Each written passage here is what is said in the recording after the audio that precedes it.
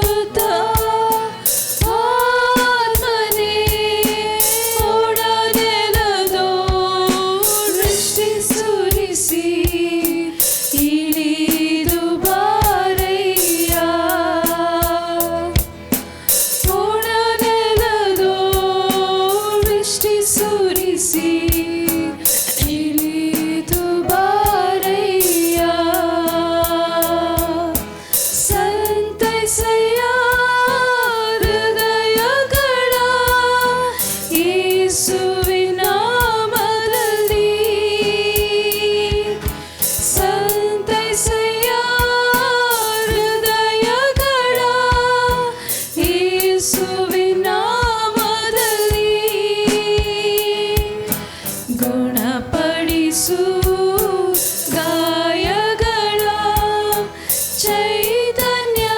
ಚೈತನ್ಯಾತ್ಮನೇ ಗುಣಪಡಿಸು ಗಾಯಗಳ ಚೈತನ್ಯಾತ್ಮನೇ ಚಲಿಸುವ ಆತ್ಮನೇ ಪರಿಶುದ್ಧ ಆತ್ಮನೇ ಚಲಿಸುವ ಆತ್ಮನೇ ಪರಿಶುದ್ಧ ಆತ್ಮನೇ ಒಡನೆಲದೋಳ್ ದೃಷ್ಟಿ ಸುರಿಸಿ ಇಳಿದು ಬಾರಯ್ಯ ಒಡನೆಲದೋಳ್ ದೃಷ್ಟಿ ಸುರಿಸಿ ಇಳಿದು ಬಾರಯ್ಯ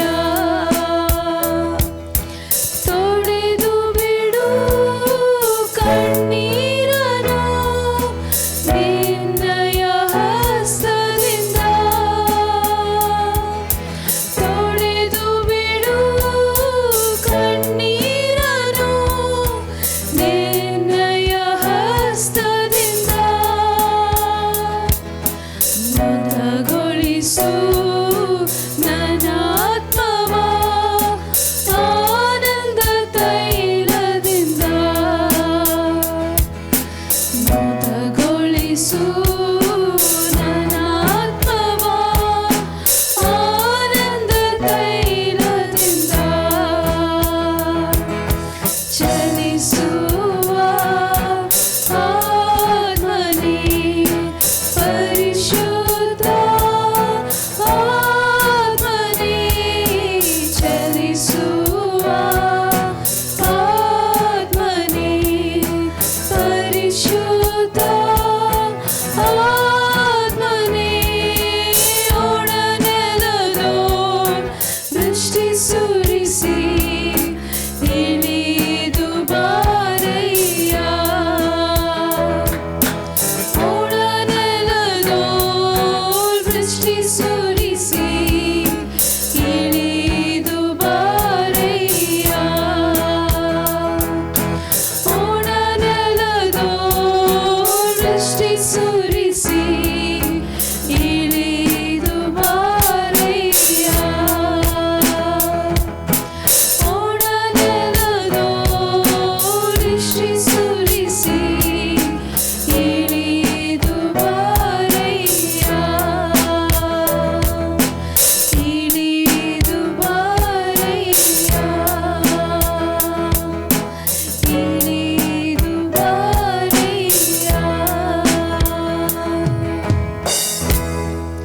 Thank you, Lord God. We worship you, Lord God, as your church, O Lord God. We are here, O Lord God, to exalt your name in this place, O Lord God. Thank you, Father. Thank you, Lord Jesus. Thank you, Holy Spirit, God. You are here in our midst, O Lord God. And God, we give you glory and honor, O Lord God, because you call us your temple, O Lord God. Lord God, it's an honor, O Lord God, to carry the very Spirit of God within us, O Lord. Thank you, and we bless you, Lord God. Lord, in living in you is freedom, O Lord God. As we read, O Lord God, in you there is perfect peace, perfect protection, Lord God, perfect provision, O Lord God. We are truly free, O Lord, where you are, O Lord God. Lord, help us to seek you with all of our heart, mind, soul, and strength, O Lord God. We bless you and thank you, Lord, that we are able to join together and worship you as a church, O Lord God. Thank you, Father. Thank you, Lord Jesus. Thank you, Holy Spirit, God. Thank you, Lord. The Spirit of the Lord is great and mighty. The Spirit of the Lord is my victory. The Spirit of the Lord is great and mighty. Great and mighty is He. The Spirit of the Lord is great and mighty. The Spirit of the Lord is my victory. The Spirit of the Lord is great and mighty.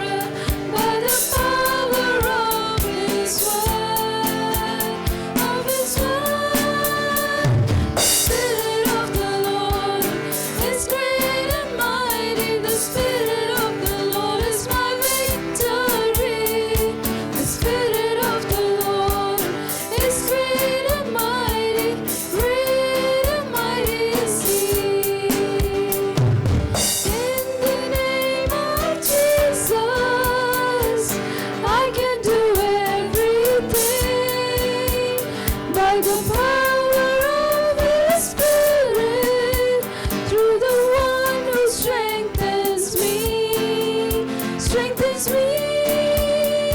The Spirit of the Lord is great and mighty. The Spirit of the Lord is my victory.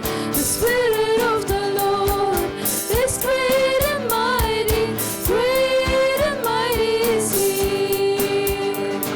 The Spirit of the Lord is great and mighty. The Spirit of the Lord is my victory.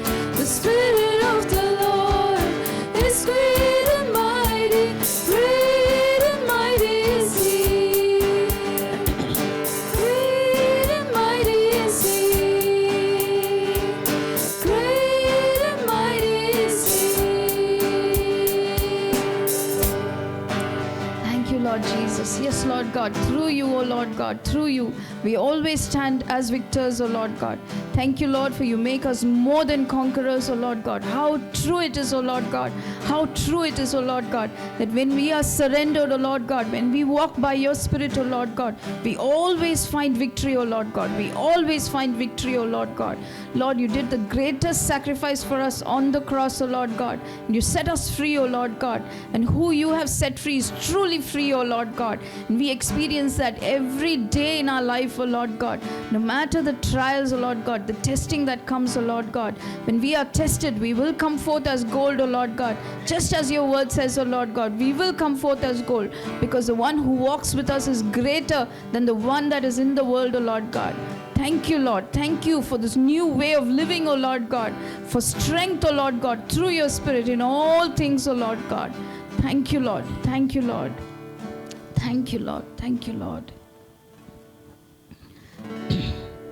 I found a new way of living. I found a new life divine.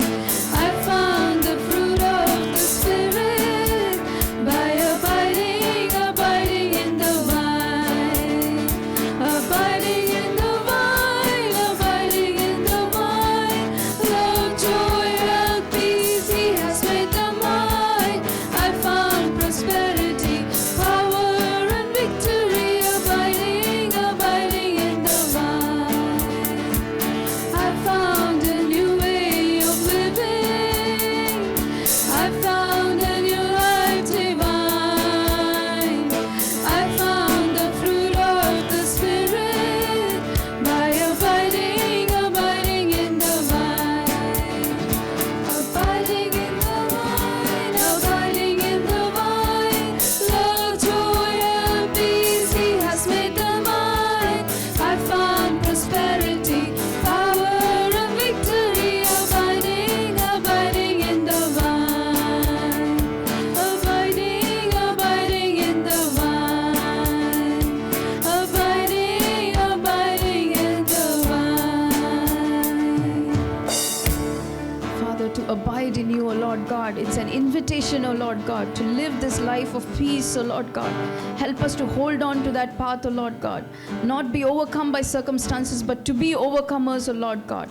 Lord, because in you, O Lord, we have perfect peace, O Lord God. You are our all-sufficiency in all seasons, at all times, O Lord God. Thank you, Lord Jesus, for without you, O Lord God, we would be nothing, O Lord God, but you have made us overcomers, O Lord God. You have made us more than conquerors, O Lord God. You are all that we need, Lord Jesus. You are all that we need, O Lord God. Thank you, Lord God. You are our God and you are our all-sufficiency, Lord Jesus. Thank you, Lord. Thank you, Lord. Thank you, Lord Jesus. Thank you, Lord Jesus. Thank you, Lord Jesus. Dark, dark is the valley, faint the light at my feet. But whatever may face me, my God is all I need. Bright, bright are the treasures life may offer to me. But whatever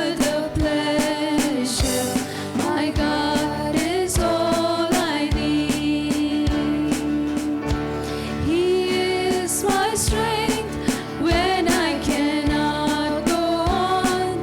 Peace when all my power is gone. Hope, although the night is long and deep. He is my song, for He has rescued me. Joy, now He has set me free. Praise, praise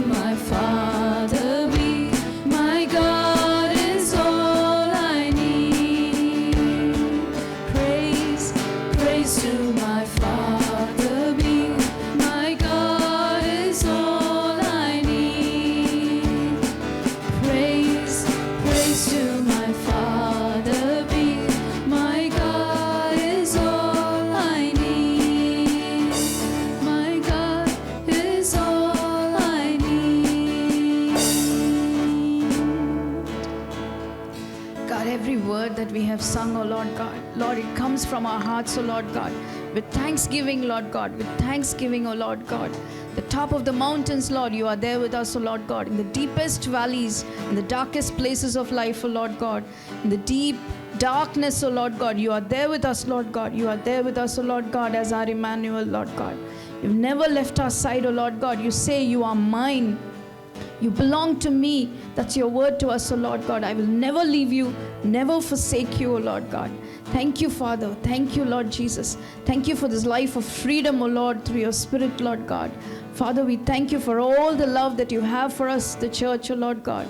Thank you for giving us Jesus. Thank you for sealing us with your Holy Spirit, Lord God.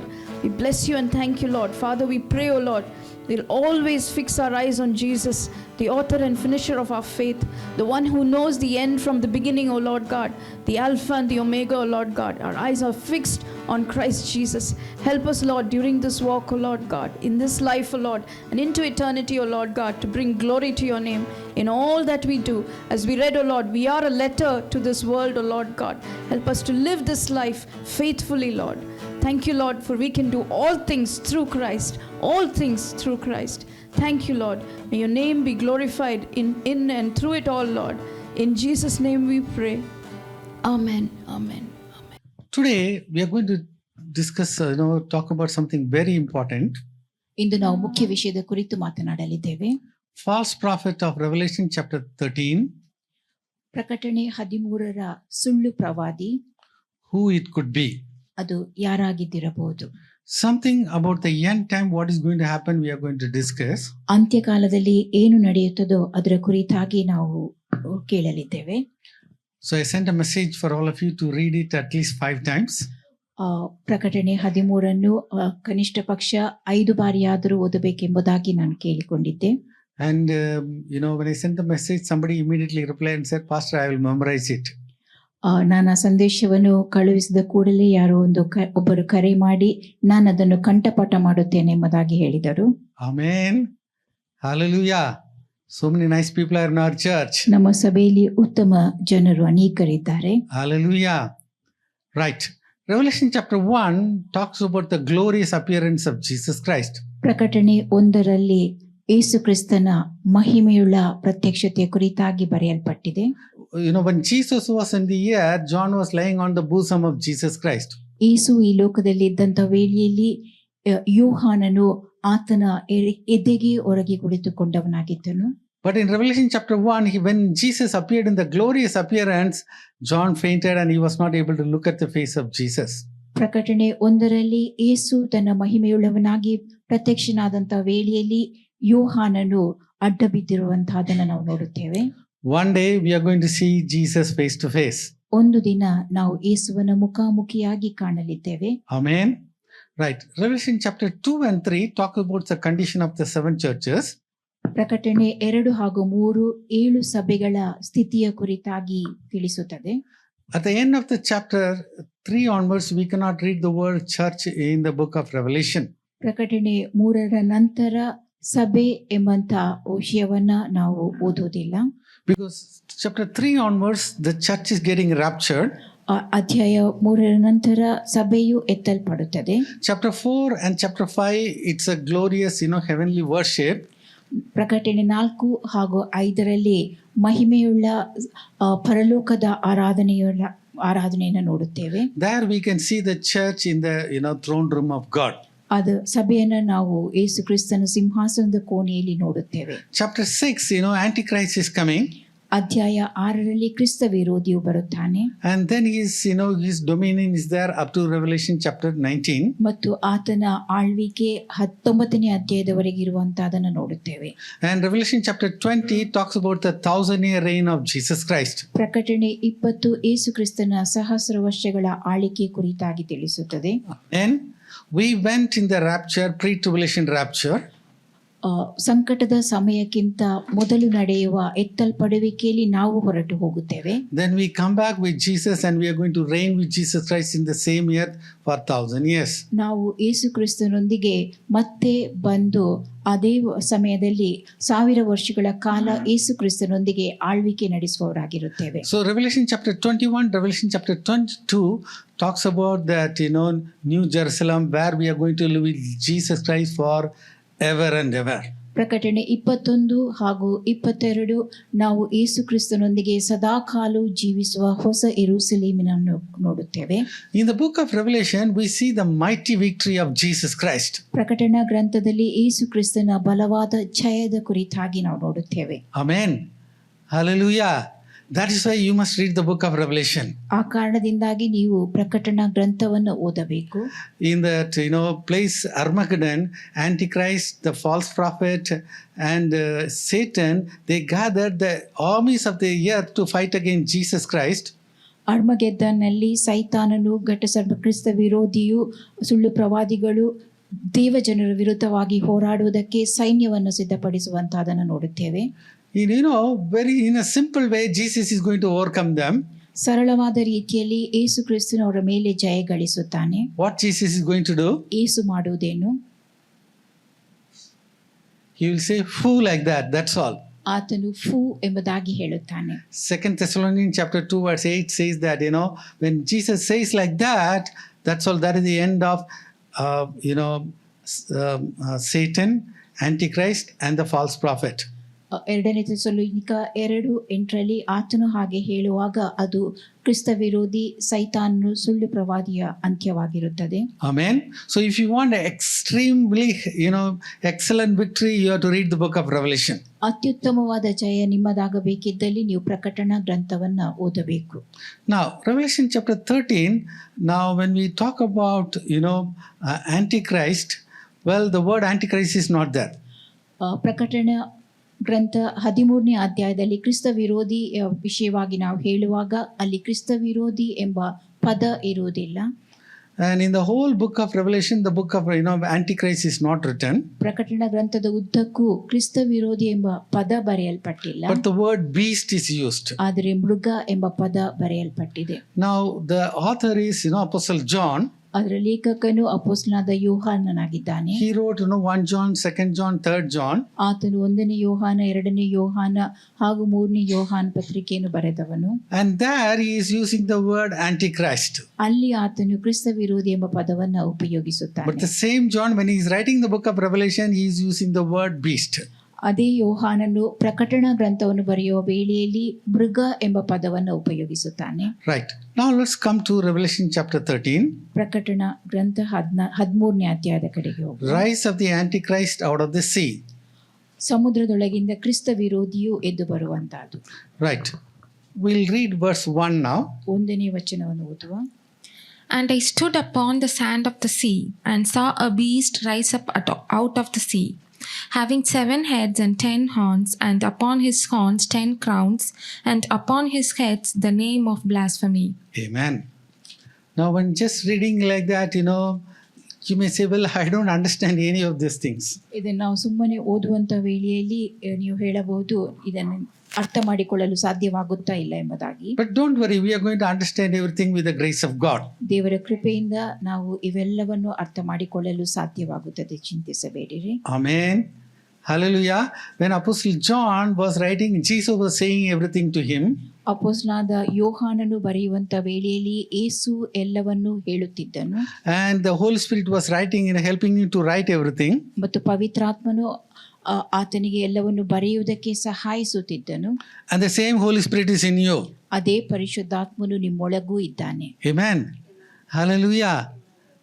Shake hands with your neighbor and say, the same Holy Spirit is in you.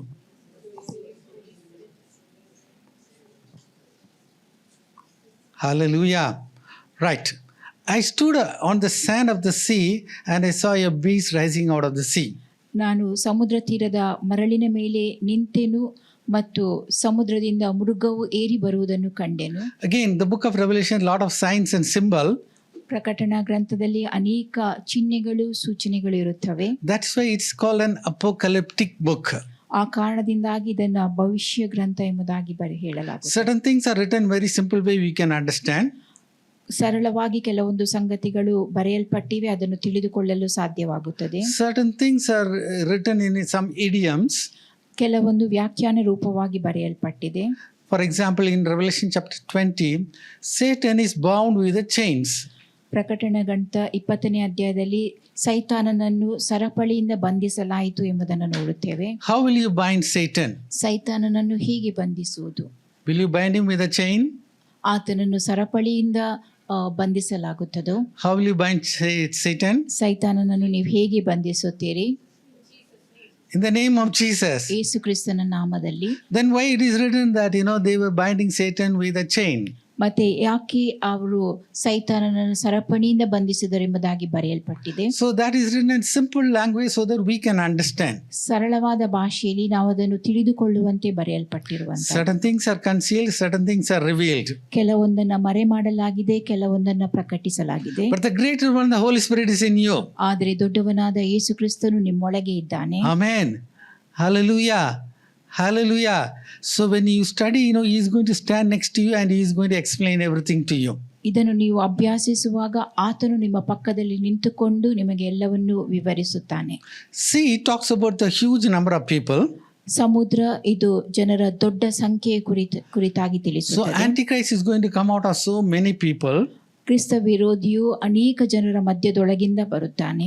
Now these 7 heads, 10 horns, everything talks about the past kingdoms. 7 ತಲೆ 10 ಕೊಂಬುಗಳು ಹಿಂದಿನ ರಾಜ್ಯಗಳ ಕುರಿತಾಗಿ ತಿಳಿಸುತ್ತದೆ. Amen. Now let's read verse 2. ವಚನ 2 ಓದುವ. And the beast which I saw was like unto a leopard, and his feet were as the feet of a bear, and his mouth as the mouth of a lion. And the dragon gave him his power and his seat and great authority. Right. I saw like unto a leopard, that is Antichrist. ನಾನು ಕಂಡ ಮೃಗವು ಚಿರತೆಯಂತಿತ್ತು, ಅದು ಕ್ರಿಸ್ತ ವಿರೋಧಿಯಾಗಿರುವಂತಹದ್ದು. Again in the 7-year tribulation time, Antichrist is going to be in the human form. 7 ವರ್ಷದ ಸಂಕಟದ ಸಮಯದಲ್ಲಿ ಕ್ರಿಸ್ತ ವಿರೋಧಿಯು ಮಾನವ ರೂಪದಲ್ಲಿ ಇರುತ್ತಾನೆ. And then it says that the feet like a bear. ಅದರ ಕಾಲುಗಳು ಕರಡಿಯ ಕಾಲುಗಳಂತಿದ್ದವು ಎಂಬುದನ್ನು And the ತಿಳಿಸುತ್ತದೆ. mouth was like a mouth of a lion. ಅದರ ಬಾಯಿ ಸಿಂಹದ ಬಾಯಿಯಂತೆಯೂ ಇದ್ದವು. Here the dragon refers to Satan.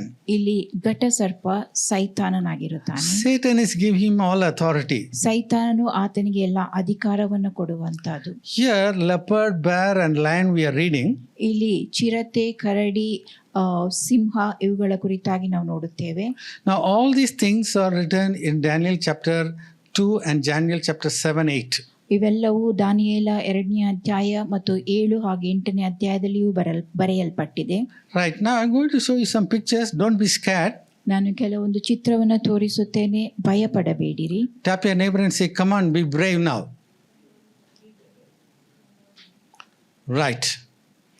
This is the picture it is shown for Antichrist. ಕ್ರಿಸ್ತ ವಿರೋಧಿಯ ಕುರಿತಾದ ಚಿತ್ರ ಇದಾಗಿದೆ. The mouth is the mouth of a lion.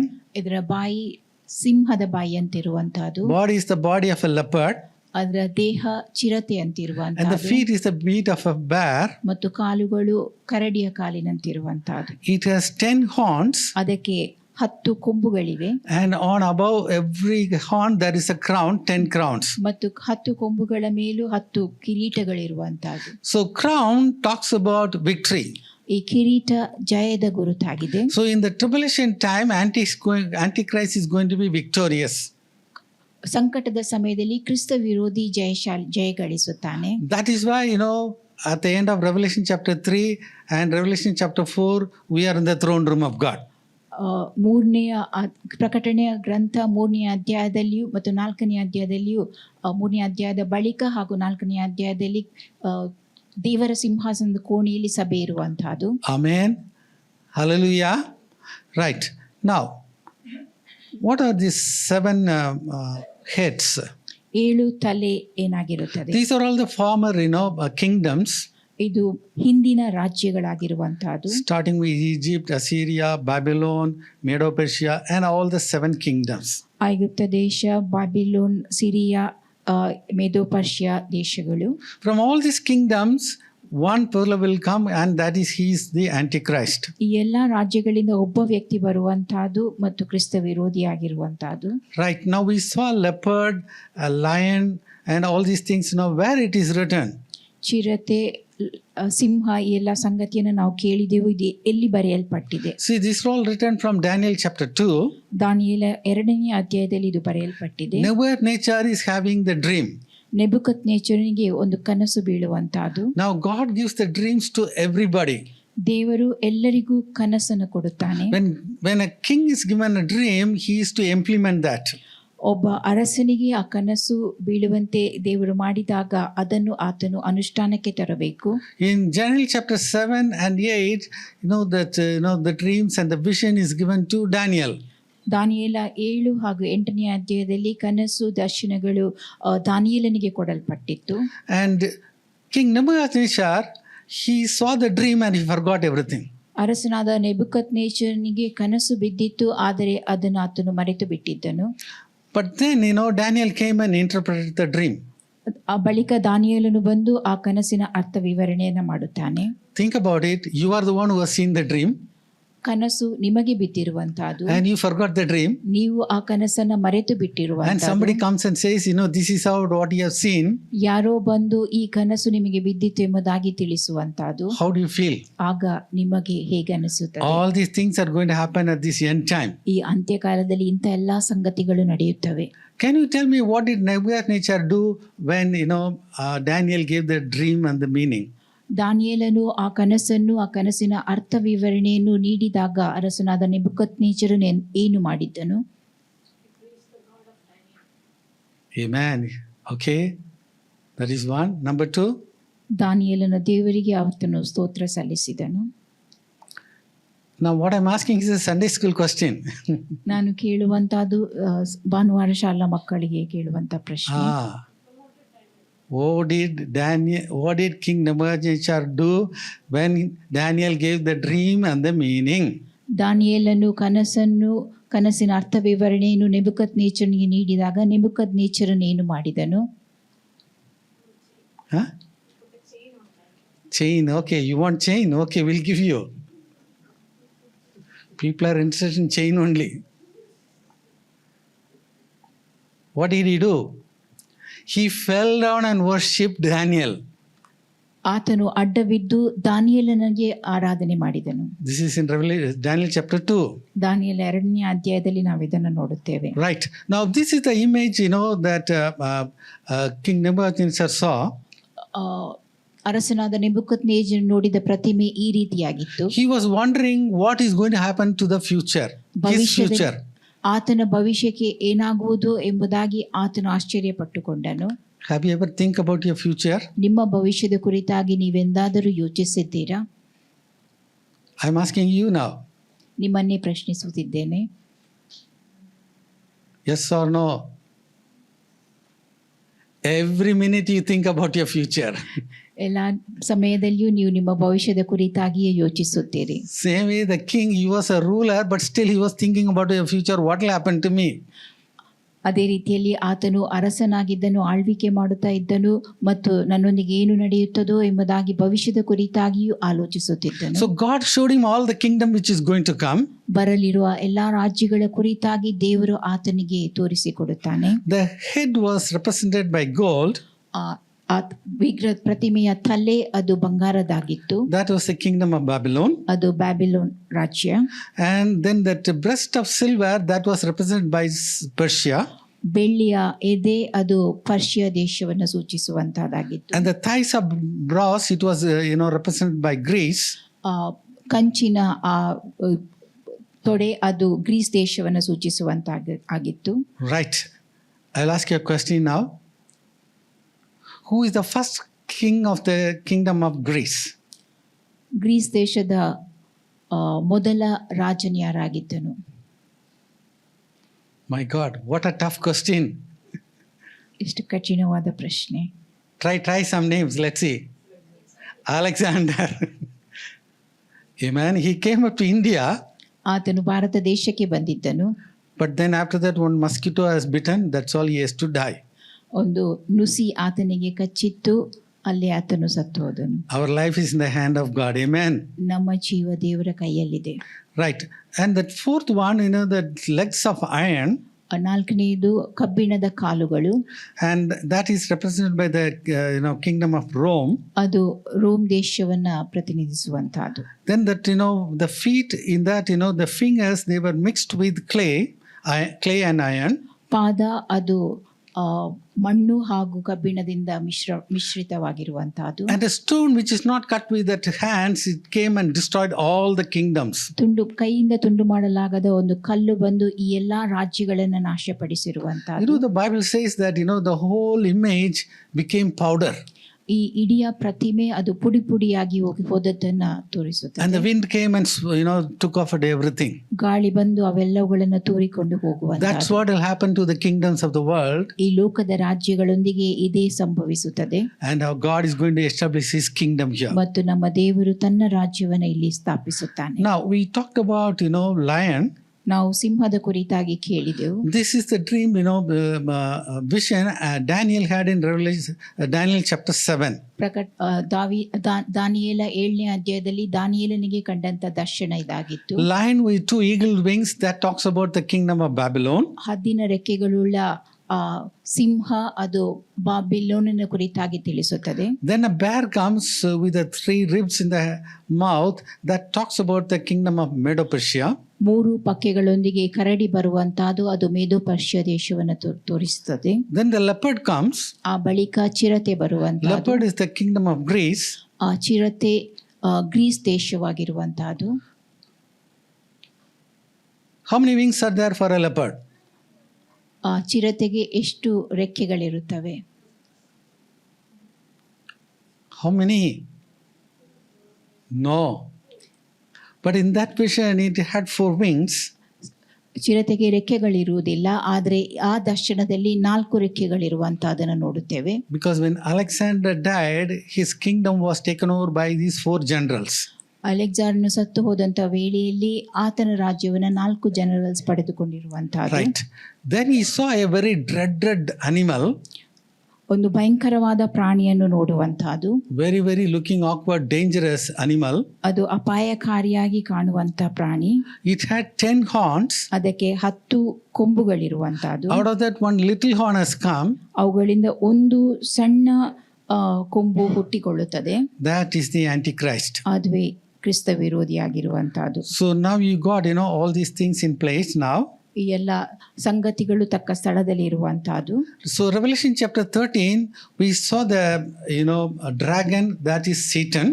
ಪ್ರಕಟಣೆ 13ನೇ ಅಧ್ಯಾಯದಲ್ಲಿ ನಾವು ಘಟಸರ್ಪನನ್ನು ನೋಡುತ್ತೇವೆ, ಆತನು ಸೈತಾನನಾಗಿರುವಂತಹದ್ದು. Now Antichrist we see with that, 7 heads and 10 horns and 10 crowns. ಕ್ರಿಸ್ತ ವಿರೋಧಿಯು 7 ತಲೆಯುಳ್ಳವನಾಗಿಯೂ 10 ಕೊಂಬುಗಳನ್ನು ಹೊತ್ತುಕೊಂಡು ಅವುಗಳಲ್ಲಿ 10 ಮೊಕಟುಗಳಿರುವಂತೆಯೂ ಕಂಡು ಬರುವಂತಹದ್ದು. Then the false prophet, he is going to come. ಆ ಬಳಿಕ ಸುಳ್ಳು ಪ್ರವಾದಿಯು ಬರುವಂತಹದ್ದು. Right. Now before going to the details of that false prophet also, ಈ ಸುಳ್ಳು ಪ್ರವಾದಿಯ ವಿವರಣೆ ಕಡೆಗೆ ಹೋಗುವುದಕ್ಕಿಂತ ಮುಂಚಿತವಾಗಿ let me ask you a question again. ನಾನೊಂದು ಪ್ರಶ್ನೆಯನ್ನು ನಿಮಗೆ ಮತ್ತೆ ಕೇಳುತ್ತೇನೆ. Already you have read the, Revelation chapter 13 for 5 times. ಪ್ರಕಟಣಾ ಗ್ರಂಥ 13ನೇ ಅಧ್ಯಾಯವನ್ನ 5 ಬಾರಿಯಾದರೂ ನೀವು ಓದಿರುವಿರಿ. Who is the one out of the 3? The dragon, Antichrist and the false prophet. Who is bringing the fire from heaven? ಘಟಸರ್ಪ, ಕ್ರಿಸ್ತ ವಿರೋಧಿ ಹಾಗೂ ಸುಳ್ಳು ಪ್ರವಾದಿ, ಇವರಲ್ಲಿ ಆಕಾಶದಿಂದ ಬೆಂಕಿಯನ್ನು ತರುವಾತನು ಯಾರಾಗಿದ್ದಾನೆ? Who? False prophet. ಸುಳ್ಳು ಪ್ರವಾದಿಯು 100% correct. 100% ಸರಿ. Most of the time we think, everything is Antichrist. ಹೆಚ್ಚಾದ ಸಮಯದಲ್ಲಿ ನಾವು ಯೋಚಿಸುವಂತಹದ್ದು ಎಲ್ಲವನ್ನು ಮಾಡುವುದು ಕ್ರಿಸ್ತ ವಿರೋಧಿ ಎಂಬುದಾಗಿ. We focus too much on Antichrist. ಕ್ರಿಸ್ತ ವಿರೋಧಿಯ ಕಡೆಗೆ ಹೆಚ್ಚಿನ ಗಮನವನ್ನು ನಾವು ಕೊಡುತ್ತೇವೆ. But we try to forget what the false prophet is going to do. ಆ ಸುಳ್ಳು ಪ್ರವಾದಿ ಏನು ಮಾಡಿರ್ತಾನೋ ಅದನ್ನು ನಾವು ಮರೆತು ಬಿಡುತ್ತೇವೆ. So today's message I'm going to focus mainly on the false prophet. ಇಂದಿನ ಸಂದೇಶವನ್ನು ಮುಖ್ಯವಾಗಿ ನಾನು ಸುಳ್ಳು ಪ್ರವಾದಿಯ ವಿಷಯವಾಗಿ ಕೇಂದ್ರೀಕರಿಸುತ್ತಾ So ಇದ್ದೇನೆ. Revelation chapter 13 verses 1 and 2 we have completed. ಪ್ರಕಟಣಾ ಗ್ರಂಥ 13ನೇ ಅಧ್ಯಾಯ ವಚನ 1 ಹಾಗೂ 2 ನಾವು ಹೇಳಿ ಮುಗಿಸಿದ್ದೇವೆ. Now from verse 3 to 6 we are going to read again. This talks about Antichrist. ವಚನ 3ರಿಂದ 6ರವರೆಗೆ ಮತ್ತೆ ಓದುತ್ತೇವೆ. ಅದು ಕ್ರಿಸ್ತ ವಿರೋಧಿಯ ಕುರಿತಾಗಿ ತಿಳಿಸುತ್ತದೆ. And I saw one of his heads as it were wounded to death, and his deadly wound was healed. And all the world wondered after the beast. And they worshipped the dragon, which gave power unto the beast. And they worshipped the beast, saying, Who is like unto the beast? Who is able to make war with him? And there was given unto him a mouth speaking great things and blasphemies. And power was given unto him to continue 42 months. And he opened his mouth in blasphemy against God, to blaspheme his name and his tabernacle and them that dwell in heaven. Right. So he is going to rule, Antichrist is going to rule. ಕ್ರಿಸ್ತ ವಿರೋಧಿಯು ಆಳ್ವಿಕೆ ನಡೆಸುತ್ತಾನೆ. That time those who are in the world, they are going to worship him. ಆ ಸಮಯದಲ್ಲಿ ಯಾರು ಈ ಲೋಕದಲ್ಲಿ ಇರುತ್ತಾರೋ ಅವರು ಆತನನ್ನು ಆರಾಧಿಸುತ್ತಾರೆ. Right. Now we are going to read verse 7. This is very important word. ನಾವು ವಚನ 7ರಿಂದ ಮುಂದಕ್ಕೆ ಓದುತ್ತೇವೆ. ಇವು ಬಹು ಪ್ರಾಮುಖ್ಯವಾದ ವಾಕ್ಯಗಳು. So as I told you already, Revelation the church is going, and Revelation chapter 4-5 we can see the church is in the throne room of God. ಪ್ರಕಟಣಾ ಗ್ರಂಥ 3ನೇ ಅಧ್ಯಾಯದಲ್ಲಿ ಸಭೆ ಎತ್ತಲ್ಪಡುತ್ತದೆ ಮತ್ತು ಪ್ರಕಟಣಾ ಗ್ರಂಥ 4 ಹಾಗೂ 5ನೇ ಅಧ್ಯಾಯದಲ್ಲಿ ದೇವರ ಸಿಂಹಾಸನದ ಕೋಣೆ ಇರುವಂತಹದನ್ನು ನೋಡುತ್ತೇವೆ. Revelation chapter 6 only Antichrist is coming, tribulation is starting. ಪ್ರಕಟಣಾ ಗ್ರಂಥ 6ನೇ ಅಧ್ಯಾಯದಲ್ಲಿ ಕ್ರಿಸ್ತ ವಿರೋಧಿಯು ಬಂದು ಸಂಕಟದ ಸಮಯ ಆರಂಭಗೊಳ್ಳುತ್ತದೆ. So that means we are not in the earth in that time. ಆ ಸಮಯದಲ್ಲಿ ನಾವು ಈ ಲೋಕದಲ್ಲಿ ಇರುವುದಿಲ್ಲ. Amen. Hallelujah. We the church, we are not there. ಸಭೆಯಾದ ನಾವು ಅಲ್ಲಿ ಇರುವುದಿಲ್ಲ. Right. Now let's read verse 7. ವಚನ 7 ಓದುವ. And it was given unto him to make war with the saints and to overcome them. And power was given him over all kindreds and tongues and nations. Amen. It was given unto him to make war with the saints and to overcome them. ದೇವಜನರ ಮೇಲೆ ಯುದ್ಧ ಮಾಡಿ ಅವರ ಮೇಲೆ ಜಯಗಳಿಸುವುದಕ್ಕೆ ಬೇಕಾದಂತ ಅಧಿಕಾರ ಅದಕ್ಕೆ ಕೊಡಲ್ಪಟ್ಟಿತು. Who is overcoming the saints? ದೇವಜನರನ್ನು ಜಯಿಸುವಾತನು ಯಾರಾಗಿದ್ದಾನೆ? Who is this? Antichrist. ಕ್ರಿಸ್ತ ವಿರೋಧಿಯು. So Antichrist is going to make war with the saints and to overcome them. ಕ್ರಿಸ್ತ ವಿರೋಧಿಯು ದೇವಜನರೊಂದಿಗೆ ಯುದ್ಧ ಮಾಡಿ ಅವರನ್ನು ಜಯಿಸುತ್ತಾನೆ. And who are the saints here? ಇಲ್ಲಿ ದೇವಜನರು ಯಾರಾಗಿದ್ದಾರೆ? The left behind people. ಬಿಟ್ಟು ಬಿಡಲ್ಪಟ್ಟಂತ ಜನರು. Amen. So those who are, they also become saints. ಅವರು ಕೂಡ ದೇವಜನರಾಗುತ್ತಾರೆ. Because they know that what happens in the rapture. ಎತ್ತಲ್ಪಡುವಂತ ಸಮಯದಲ್ಲಿ ಏನಾಗುತ್ತದೆ ಅದನ್ನು ಅವರು ತಿಳಿದವರಾಗಿದ್ದಾರೆ. Because the leaders, church pastors have been preaching about rapture, and they said that no, this is not going to take place. ಸಭಾಪಾಲಕರು ನಾಯಕರು ಎತ್ತಲ್ಪಡುವ ಸಂಗತಿಗಳ ವಿಷಯವಾಗಿ ಬೋಧಿಸಿರುತ್ತಾರೆ, ಆದರೆ ಅವರಂತಹದ್ದು ನಡೆಯುವುದಿಲ್ಲವೆಂಬುದಾಗಿ ಭಾವಿಸಿದವರು. But suddenly rapture has taken place. ಆದರೆ ಪಕ್ಕನೆ ಎತ್ತಲ್ಪಡುವಿಕೆ ನಡೆಯುತ್ತದೆ. Now they are left behind. ಈಗ ಅವರು ಬಿಟ್ಟು ಬಿಡಲ್ಪಟ್ಟವರಾಗಿದ್ದಾರೆ. Now they know that they are going to be persecuted in the hands of the Antichrist. ಕ್ರಿಸ್ತ ವಿರೋಧಿಯ ಕೈಗಳಲ್ಲಿ ಅವರಿಗೆ ಹಿಂಸೆಯುಂಟಾಗುತ್ತದೆ ಎಂಬುದನ್ನು ಅವರು ತಿಳಿದವರಾಗಿದ್ದಾರೆ. So now the scripture says very clearly, in the tribulation time, the church is not here in the earth. ವಾಕ್ಯವು ಸ್ಪಷ್ಟವಾಗಿ ಹೇಳುವಂತಹದ್ದು ಸಂಕಟದ ಸಮಯದಲ್ಲಿ ಈ ಲೋಕದಲ್ಲಿ ಸಭೆ ಇದ್ದಿರುವುದಿಲ್ಲ ಎಂಬುದಾಗಿ. This scripture is very important to show that rapture is a pre-tribulation rapture. ಈ ವಾಕ್ಯವು ಸ್ಪಷ್ಟವಾಗಿ ತಿಳಿಸುವಂತಹದ್ದು ಎತ್ತಲ್ಪಡುವಿಕೆ ಸಂಕಟದ ಸಮಯಕ್ಕಿಂತ ಮುಂಚಿತವಾಗಿ ನಡೆಯುತ್ತದೆ ಎಂಬುದು. The TLB version says God's holy people, God's people. TLB ಭಾಷಾಂತರ ದೇವಜನರು ಎಂಬುದಾಗಿ ಹೇಳುತ್ತದೆ. Amplified version says it is saints, God's people. Amplified ಭಾಷಾಂತರ ದೇವಜನರು ಎಂಬುದನ್ನು ತಿಳಿಸುತ್ತದೆ. And Message Bible says they are God's holy people.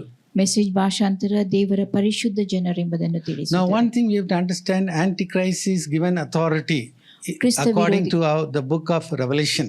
ಪ್ರಕಟಣಾ ಗ್ರಂಥದ ಪ್ರಕಾರವಾಗಿ ಕ್ರಿಸ್ತ ವಿರೋಧಿಗೆ ಅಧಿಕಾರ ನೀಡಲಾಗುತ್ತದೆ. So he is going to rule, and we have to escape the time of tribulation, and we must go in the rapture.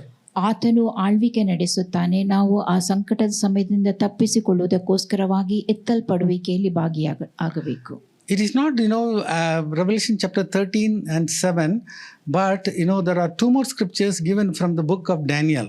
ಪ್ರಕಟಣೆ 13:7 ಮಾತ್ರವಲ್ಲದೆ ದಾನಿಯೇಲ ಗ್ರಂಥದಿಂದಲೂ 2 ವಾಕ್ಯಗಳು ಇರುತ್ತವೆ.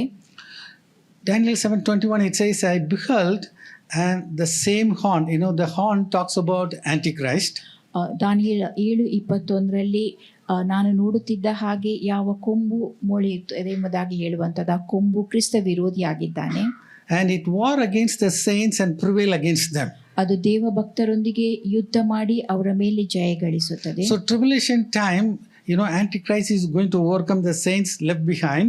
ಸಂಕಟದ ಸಮಯದಲ್ಲಿ ದೇವಜನರ ಮೇಲೆ ಕ್ರಿಸ್ತ ವಿರೋಧಿಯು ಯುದ್ಧ ಮಾಡುತ್ತಾನೆ, ಅವರನ್ನು ಜಯಿಸುತ್ತಾನೆ. The amplified version says very clearly, the saints, the believers. Amplified ಭಾಷಾಂತರ ಸ್ಪಷ್ಟವಾಗಿ ಹೇಳುವಂತಹದ್ದು ಆ ದೇವಜನರು ವಿಶ್ವಾಸಿಗಳು ಎಂಬುದಾಗಿ. But Antichrist is overpowering them. ಕ್ರಿಸ್ತ ವಿರೋಧಿಯು ಅವರ ಮೇಲೆ ಜಯ ಗಳಿಸುತ್ತಾನೆ. Another scripture, Daniel 7:25. ದಾನಿಯೇಲ 7:25.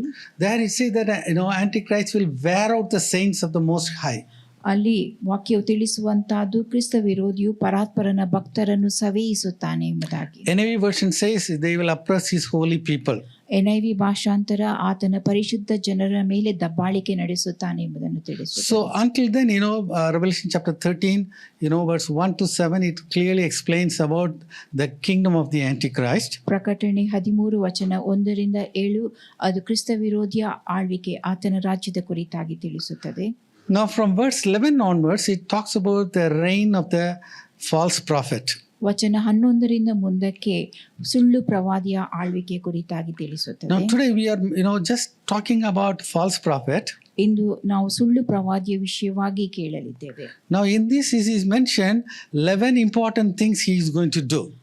ಇಲ್ಲಿ ನಾವು ಆತನು ಮಾಡಲಿರುವ 11 ಮುಖ್ಯ ವಿಷಯಗಳ ಕುರಿತಾಗಿ ನೋಡುತ್ತೇವೆ. Right. Let's read verse 11. ವಚನ 11. And I beheld another beast coming out of the earth, and he had 2 thorns like a lamp, and he spake as a dragon. Yes. Now Antichrist is coming out of the sea. ಕ್ರಿಸ್ತ ವಿರೋಧಿಯು ಸಮುದ್ರದೊಳಗಿಂದ ಹೊರಟು ಬಂದಿರುವಂತಹದ್ದು. That means he is going to come from the multitudes of people. ಅದರ ಅರ್ಥ ಆತನು ಅನೇಕ ಜನರೊಳಗಿಂದ ಎದ್ದು ಬರುವಂತಹದ್ದು. The false prophet is going to come from the land. ಸುಳ್ಳು ಪ್ರವಾದಿಯು ಭೂಮಿಯೊಳಗಿಂದ ಬರುವಂತಹದ್ದು. When I say the land, it means that established system of organization. ಭೂಮಿ ಎಂಬುದಾಗಿ ಹೇಳುವಾಗ ಸಂಸ್ಥೆಗಳ ಒಂದು ಸ್ಥಾಪಿಸಲ್ಪಟ್ಟಂತ ವ್ಯವಸ್ಥೆಯಾಗಿರುವಂತಹದ್ದು. For example, take a company. ಒಂದು ಕಂಪನಿಯನ್ನು ಉದಾಹರಣೆಗಾಗಿ ತೆಗೆದುಕೊಳ್ಳಿರಿ. Finally, the chairman is responsible for everything happening in the company. ಕಂಪನಿಯಲ್ಲಿ ಏನೇನು ನಡೆಯುತ್ತದೋ ಅದಕ್ಕೆ ಕಾರಣಕರ್ತರು ಚೇರ್ಮನ್ ಆಗಿರುತ್ತಾರೆ. A worker is not a representative for the whole company. ಇಡೀ ಕಂಪನಿಯನ್ನ ಒಬ್ಬ ಅಲ್ಲಿ ಕೆಲಸ ಮಾಡುವಂತ ಉದ್ಯೋಗಿ ಪ್ರತಿನಿಧಿಸುವುದಿಲ್ಲ. Another example, the Roman Catholic Church. ಮತ್ತೊಂದು ಉದಾಹರಣೆ ರೋಮನ್ ಕ್ಯಾಥೋಲಿಕ್ ಚರ್ಚ್ ಆಗಿರುತ್ತದೆ. It is the Pope is the representative of that whole Roman Catholic Church. ಇಡೀ ರೋಮನ್ ಕ್ಯಾಥೋಲಿಕ್ ಚರ್ಚ್ ಅನ್ನ ಪೋಪನು ಪ್ರತಿನಿಧಿಸುತ್ತಾನೆ. Now ordinary member cannot say I will represent that Catholic Church. ಒಬ್ಬ ಸಾಮಾನ್ಯ ಸದಸ್ಯನು ಆ Catholic church ಅನ್ನು ನಾನು ಪ್ರತಿನಿಧಿಸುತ್ತೇನೆ ಎಂಬುದಾಗಿ ಹೇಳಲು ಸಾಧ್ಯವಿಲ್ಲ. Here the false prophet is coming with 2 horns. ಇಲ್ಲಿ ಸುಳ್ಳು ಪ್ರವಾದಿ 2 ಕೊಂಬುಗಳೊಂದಿಗೆ ಬರುವಂತಹದ್ದು. Now let's come to verse 12. ವಚನ 12. And he exercised all the power of the first beast before him, and caused the earth and them which dwell therein to worship the first beast, Amen. whose deadly wound was healed. Yes. So the first beast is the Antichrist. ಮೊದಲ ಮೃಗ ಕ್ರಿಸ್ತ ವಿರೋಧಿಯಾಗಿದ್ದಾನೆ. So he is, and the false prophet is causing all the earth to worship the Antichrist. ಆ ಸುಳ್ಳು ಪ್ರವಾದಿಯು ಇಡೀ ಲೋಕವೆಲ್ಲವೂ ಕ್ರಿಸ್ತ ವಿರೋಧಿಯನ್ನು ಆರಾಧಿಸುವಂತೆ ಮಾಡುತ್ತದೆ. Right. Now let's come to verse 13. ವಚನ 13. And he doeth great wonders, so that he maketh fire come down from heaven on the earth in the sight of men. Amen. He is going to do great wonders and miracles. ಆತನು ಅದ್ಭುತ ಕಾರ್ಯವನ್ನು ಸೂಚಕ ಕಾರ್ಯಗಳನ್ನು ಮಾಡುತ್ತಾನೆ. Because the TPT version says the second beast, that is the false prophet, is going to do great and mighty miracles. TPT ಭಾಷಾಂತರವು 2ನೇ ಮೃಗ ಅಂದರೆ ಸುಳ್ಳು ಪ್ರವಾದಿ ಮಹಾ ಅದ್ಭುತ ಕಾರ್ಯಗಳನ್ನು ನಡೆಸುತ್ತಾನೆ. Who is the prophet brought fire from heaven in the Old Testament? ಹಳೆ ಒಡಂಬಡಿಕೆಯಲ್ಲಿ ಆಕಾಶದಿಂದ ಬೆಂಕಿ ಬರುವಂತೆ ಮಾಡಿದ ಪ್ರವಾದಿ ಯಾರು? Elijah. ಎಲಿಯನು. When he brought fire from heaven, ಆತನು ಆಕಾಶದಿಂದ ಬೆಂಕಿ ಬರುವಂತೆ ಮಾಡಿದಾಗ people fell down and worshipped and said that Jehovah is the living God. ಜನರೆಲ್ಲರೂ ಅಡ್ಡ ಬಿದ್ದು ಯೆಹೋವ ದೇವರೇ ಜೀವ ಸ್ವರೂಪನಾದ ದೇವರು ಎಂಬುದಾಗಿ ಹೇಳಿದರು. So false prophet is going to do a lot of great wonders. ಈ ಸುಳ್ಳು ಪ್ರವಾದಿ ಅನೇಕ ಮಹಾ ಅದ್ಭುತ ಕಾರ್ಯಗಳನ್ನು ನಡೆಸುತ್ತಾನೆ. In the sight of the people, he is going to bring fire from heaven. ಜನರ ಮುಂದೆ ಆತನು ಆಕಾಶದಿಂದ ಬೆಂಕಿಯನ್ನು ಬರಮಾಡುತ್ತಾನೆ. And he is going to make the people to say that you are the living God. ನೀನೇ ಜೀವ ಸ್ವರೂಪನಾದ ದೇವರು ಎಂಬುದಾಗಿ ಜನರು ಹೇಳುವಂತೆ ಆತನು ಮಾಡುತ್ತಾನೆ. Now one important thing is that we believe in signs, wonders and miracles. ನಾವು ಕೂಡ ಅದ್ಭುತ ಕಾರ್ಯ ಸೂಚಕ ಕಾರ್ಯಗಳಲ್ಲಿ ನಂಬಿಕೆ ಇಟ್ಟವರಾಗಿದ್ದೇವೆ. Amen. Hallelujah. Hallelujah. Hallelujah.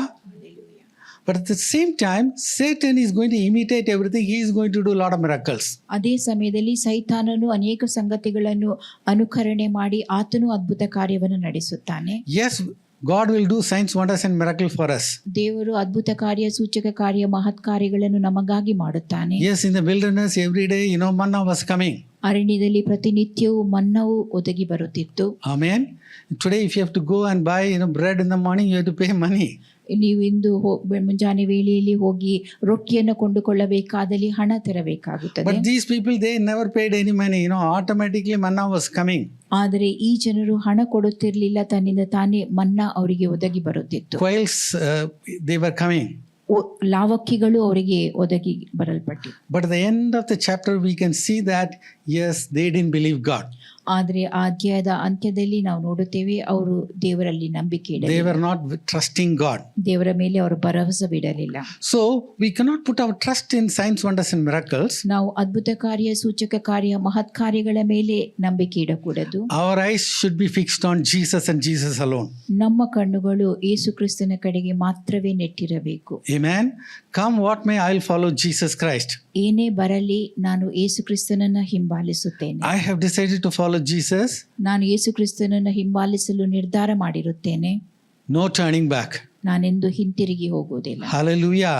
Now this is what will happen in the end time. Lot of signs, wonders and miracle people will go away.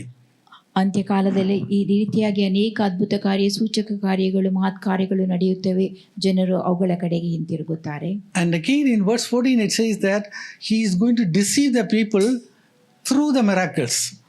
ವಚನ 14 ಹೀಗೆ ಹೇಳುತ್ತದೆ, ಮಹತ್ ಕಾರ್ಯಗಳನ್ನು ನಡೆಸಿ ಆತನು ಜನರನ್ನ ಮೋಸಗೊಳಿಸುತ್ತಾನೆ ಎಂಬುದಾಗಿ. Amen. And again the false prophet is going to do one more thing. ಸುಳ್ಳು ಪ್ರವಾದಿಯು ಮತ್ತೊಂದು ಕಾರ್ಯವನ್ನು ಮಾಡುತ್ತಾನೆ. Let's read the whole verse 14. ವಚನ 14 ಓದುವ. And deceived them that dwell on the earth by the means of those miracles which he had part to do in the sight of the beast, saying to them that dwell on the earth that they should make an image of the beast, which had the wound by a sword and did live. They should make an image of the beast. ಅವರು ಆ ಮೃಗದ ವಿಗ್ರಹವನ್ನ ಮಾಡಬೇಕೆಂಬುದಾಗಿ. They have to make an image for Antichrist. ಕ್ರಿಸ್ತ ವಿರೋಧಿಗೆ ಒಂದು ವಿಗ್ರಹವನ್ನ, ಆತನ ವಿಗ್ರಹವನ್ನ ಮಾಡುವಂತದ್ದು. Who is saying this? ಇದನ್ನು ಹೇಳುವವರು ಯಾರು? False prophet. ಸುಳ್ಳು ಪ್ರವಾದಿ. Amen. So we have to know, most of the time, when we talk about the book of Revelation, we think that everything is done by Antichrist. ಪ್ರಕಟಣಾ ಗ್ರಂಥವನ್ನು ಓದುವಂತ ವೇಳೆಯಲ್ಲಿ ಹೆಚ್ಚಾದ ಸಮಯದಲ್ಲಿ ನಾವು ಭಾವಿಸುವಂತಹದ್ದು ಎಲ್ಲವನ್ನು ಮಾಡುವ ಆತನು ಕ್ರಿಸ್ತ ವಿರೋಧಿ ಎಂಬುದಾಗಿ. But false prophet is going to do a lot of important things. ಆದರೆ ಸುಳ್ಳು ಪ್ರವಾದಿಯು ಬಹಳವಾದ ಅನೇಕ ಅದ್ಭುತ ಕೆಲಸ ಕಾರ್ಯಗಳನ್ನ, ಈ ಮುಖ್ಯ ಕಾರ್ಯವನ್ನ ಮಾಡುವಂತ. Because I want you to see this point, because finally I'm going to come to this point. He will make the image of the beast for Antichrist. ಈ ವಿಷಯವನ್ನು ನೀವು ಗಮನವಿಟ್ಟು ಕೇಳಬೇಕು. ಕೊನೆಯದಾಗಿ ನಾನು ಈ ವಿಷಯದ ಕಡೆಗೆ ಬರಲಿದ್ದೇನೆ. ಈ ಸುಳ್ಳು ಪ್ರವಾದಿಯು ಕ್ರಿಸ್ತ ವಿರೋಧಿಯ ವಿಗ್ರಹವನ್ನು ಮಾಡಬೇಕೆಂಬುದಾಗಿ ಹೇಳಿರುವಂತಹದ್ದು. Now let's come to verse 15. ವಚನ 15. And he had power to give life unto the image of the beast, that the image of the beast should both speak and cause that as many as would not worship the image of the beast should be killed. Amen. He had power to give life unto the image of the beast. ಆ ಮೃಗದ ವಿಗ್ರಹಕ್ಕೆ ಜೀವ ಕೊಡುವ ಸಾಮರ್ಥ್ಯವೂ ಇದಕ್ಕೆ ದೊರೆಯಿತು. Who is this? ಇದು ಯಾರು? False prophet. ಸುಳ್ಳು ಪ್ರವಾದಿಯು. Now most of the time our attention go to Antichrist. ಹೆಚ್ಚಾದ ಸಮಯದಲ್ಲಿ ನಮ್ಮ ಗಮನ ಕ್ರಿಸ್ತ ವಿರೋಧಿಯ ಕಡೆಗೆ ಹೋಗುತ್ತದೆ. But here he is the one, he is giving life to the image of the beast. ಇಲ್ಲಿ ಆ ಸುಳ್ಳು ಪ್ರವಾದಿಯು ವಿಗ್ರಹಕ್ಕೆ ಜೀವ ಕೊಡುವಂತಹದ್ದು. The Message Bible says, it was able to animate. Message ಭಾಷಾಂತರ ಹೇಳುವಂತಹದ್ದು ಅದಕ್ಕೆ ಜೀವವನ್ನು ಕೊಡಲಾಗುತ್ತದೆ ಎಂಬುದಾಗಿ. Right. And that beast is going to speak. ಮತ್ತು ಮೃಗವು ಮಾತನಾಡುವಂತಹದ್ದು. That also is done by the false prophet. ಅದನ್ನು ಕೂಡ ಮಾಡುವ ಆತನು ಸುಳ್ಳು ಪ್ರವಾದಿಯಾಗಿದ್ದಾನೆ. Today, we all know that AI has come and it can do a lot of things. ಈಗ ಇಂದಿನ ದಿನಗಳಲ್ಲಿ AI ಬಂದು ಅನೇಕ ಸಂಗತಿಗಳನ್ನು ಮಾಡಲು ಸಾಧ್ಯವಾಗುತ್ತದೆ. And then it says that those who are not taking the mark of the beast, they should be killed. That is also done by the false prophet. ಮೃಗದ ಗುರುತನ್ನು ತೆಗೆದುಕೊಳ್ಳುವವರೆಲ್ಲರಿಗೆ ಮರಣದಂಡನೆ ಆಗುವಂತಹದ್ದು ಅದು ಕೂಡ ಸುಳ್ಳು ಪ್ರವಾದಿಯಿಂದಲೇ ನಡೆಯುವಂತಹದ್ದು. Right. Now let's read verse 16, 17 and 18. ವಚನ 16, 17, 18 ಓದುವ. And he causeth all, both small and great, rich and poor, free and bond, to receive a mark in their right hand or in their foreheads, and that no man might buy or sell, save he that had the mark, or the name of the beast, or the number of his name. Here is wisdom. Let him that not understanding count the number of the beast, for it is the number of a man, and his number is 666. Right. Verse 16, he is doing a very important work. ವಚನ 16ರಲ್ಲಿ ಆತನೊಂದು ಮುಖ್ಯ ಕಾರ್ಯವನ್ನು ನಡೆಸುತ್ತಾನೆ. He is causing all the people to take the mark of the beast. ಎಲ್ಲಾ ಜನರು ಹಣೆ ಮೇಲೆ ಮೃಗದ ಗುರುತನ್ನು ತೆಗೆದುಕೊಳ್ಳಬೇಕೆಂಬುದು. That is one of the important work of the false prophet. ಇದು ಸುಳ್ಳು ಪ್ರವಾದಿ ಒಂದು ಮುಖ್ಯ ಕೆಲಸವಾಗಿದೆ. Now, Amplified version says he is compelling the people. Amplified ಭಾಷಾಂತರ ಆತನು ಜನರನ್ನು ಒತ್ತಾಯಪಡಿಸುವಂತಹದ್ದಾಗಿದೆ. And the Message Bible says he is forcing the people to take the mark of the beast. Message ಭಾಷಾಂತರ ಜನರು ಮೃಗದ ಗುರುತನ್ನು ಪಡೆಕೊಳ್ಳುವಂತೆ ಬಲವಂತ ಮಾಡುವಂತಹದ್ದು. Because if they don't take the mark of the beast, they can't buy and sell from the shop. ಅವರು ಆ ಮೃಗದ ಗುರುತನ್ನು ಪಡೆಕೊಳ್ಳದೆ ಇದ್ದಲ್ಲಿ ಕ್ರಯ ವಿಕ್ರಯವನ್ನು ಮಾಡಲು ಸಾಧ್ಯವಾಗದೆ ಹೋಗುವಂತಹದ್ದು. So in Revelation chapter 13, we talked about that, first is, that dragon, that is Satan. ಪ್ರಕಟಣಾ ಗ್ರಂಥ 13ನೇ ಅಧ್ಯಾಯದಲ್ಲಿ ಘಟ ಸರ್ಪನಾದ ಸೈತಾನನು. Then we talked about Antichrist. ಆ ಬಳಿಕ ನಾವು ಕ್ರಿಸ್ತ ವಿರೋಧಿಯ ಕುರಿತಾಗಿ ನೋಡಿದೆವು. And the false prophet. ಮತ್ತು ಸುಳ್ಳು ಪ್ರವಾದಿ. But the word exactly, the false prophet is not written there. It says another beast, it is written there. ಇಲ್ಲಿ ಸುಳ್ಳು ಪ್ರವಾದಿ ಎಂಬುದಾಗಿ ಬರೆಯಲ್ಪಟ್ಟಿಲ್ಲ, ಮತ್ತೊಂದು ಮೃಗ ಎಂಬುದಾಗಿ ಬರೆಯಲ್ಪಟ್ಟಿದೆ. That's why we are going to Revelation chapter 16, 13. There all the three are written there. ಪ್ರಕಟಣೆ 16, 13 ಕಡೆಗೆ ನಾವು ಹೋಗುವಾಗ ಎಲ್ಲ 3 ಹೆಸರುಗಳು ಅಲ್ಲಿ ಬರೆಯಲ್ಪಟ್ಟಿದೆ.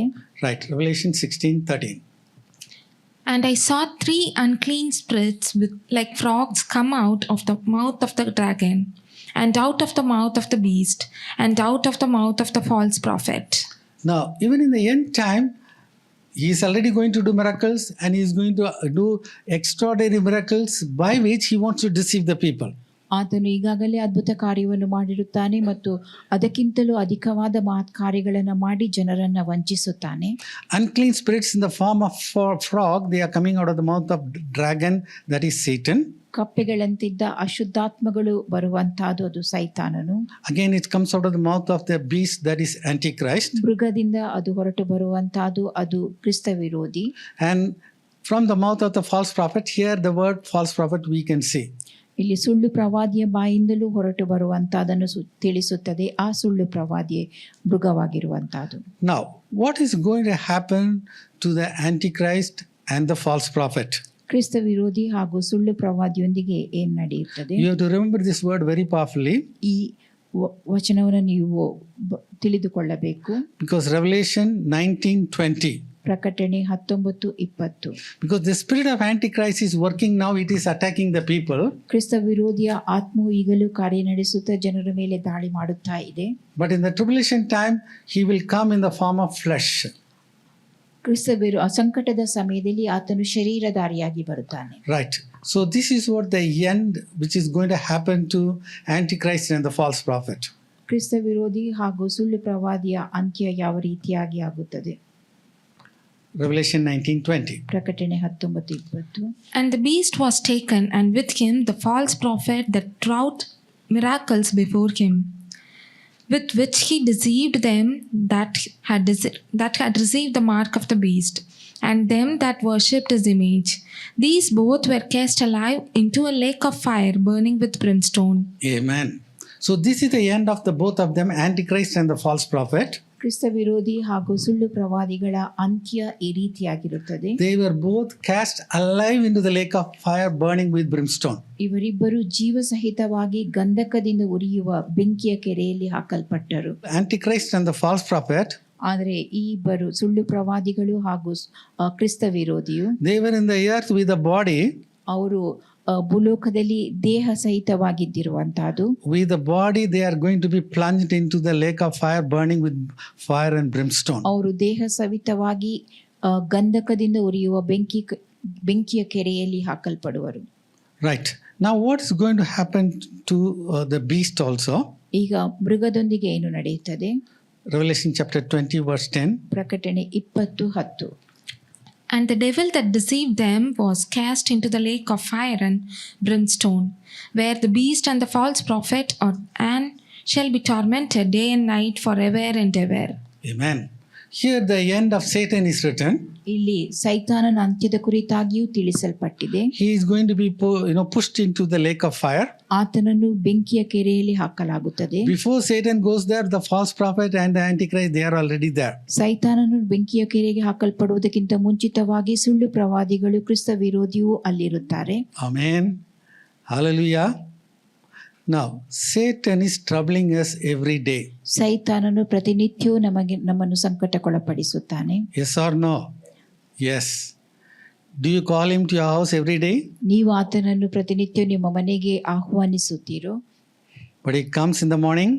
ಆದರೆ ಆತನು ಮುಂಜಾನೆ ವೇಳೆಯಲ್ಲಿ ಬರುತ್ತಾನೆ. Afternoon he comes. ಮಧ್ಯಾಹ್ನ ವೇಳೆಯಲ್ಲಿಯೂ ಬರುತ್ತಾನೆ. Evening he comes. ಸಂಜೆ ವೇಳೆಯಲ್ಲಿಯೂ ಬರುತ್ತಾನೆ. Night also he comes. ರಾತ್ರಿಗೂ ಬರುತ್ತಾನೆ.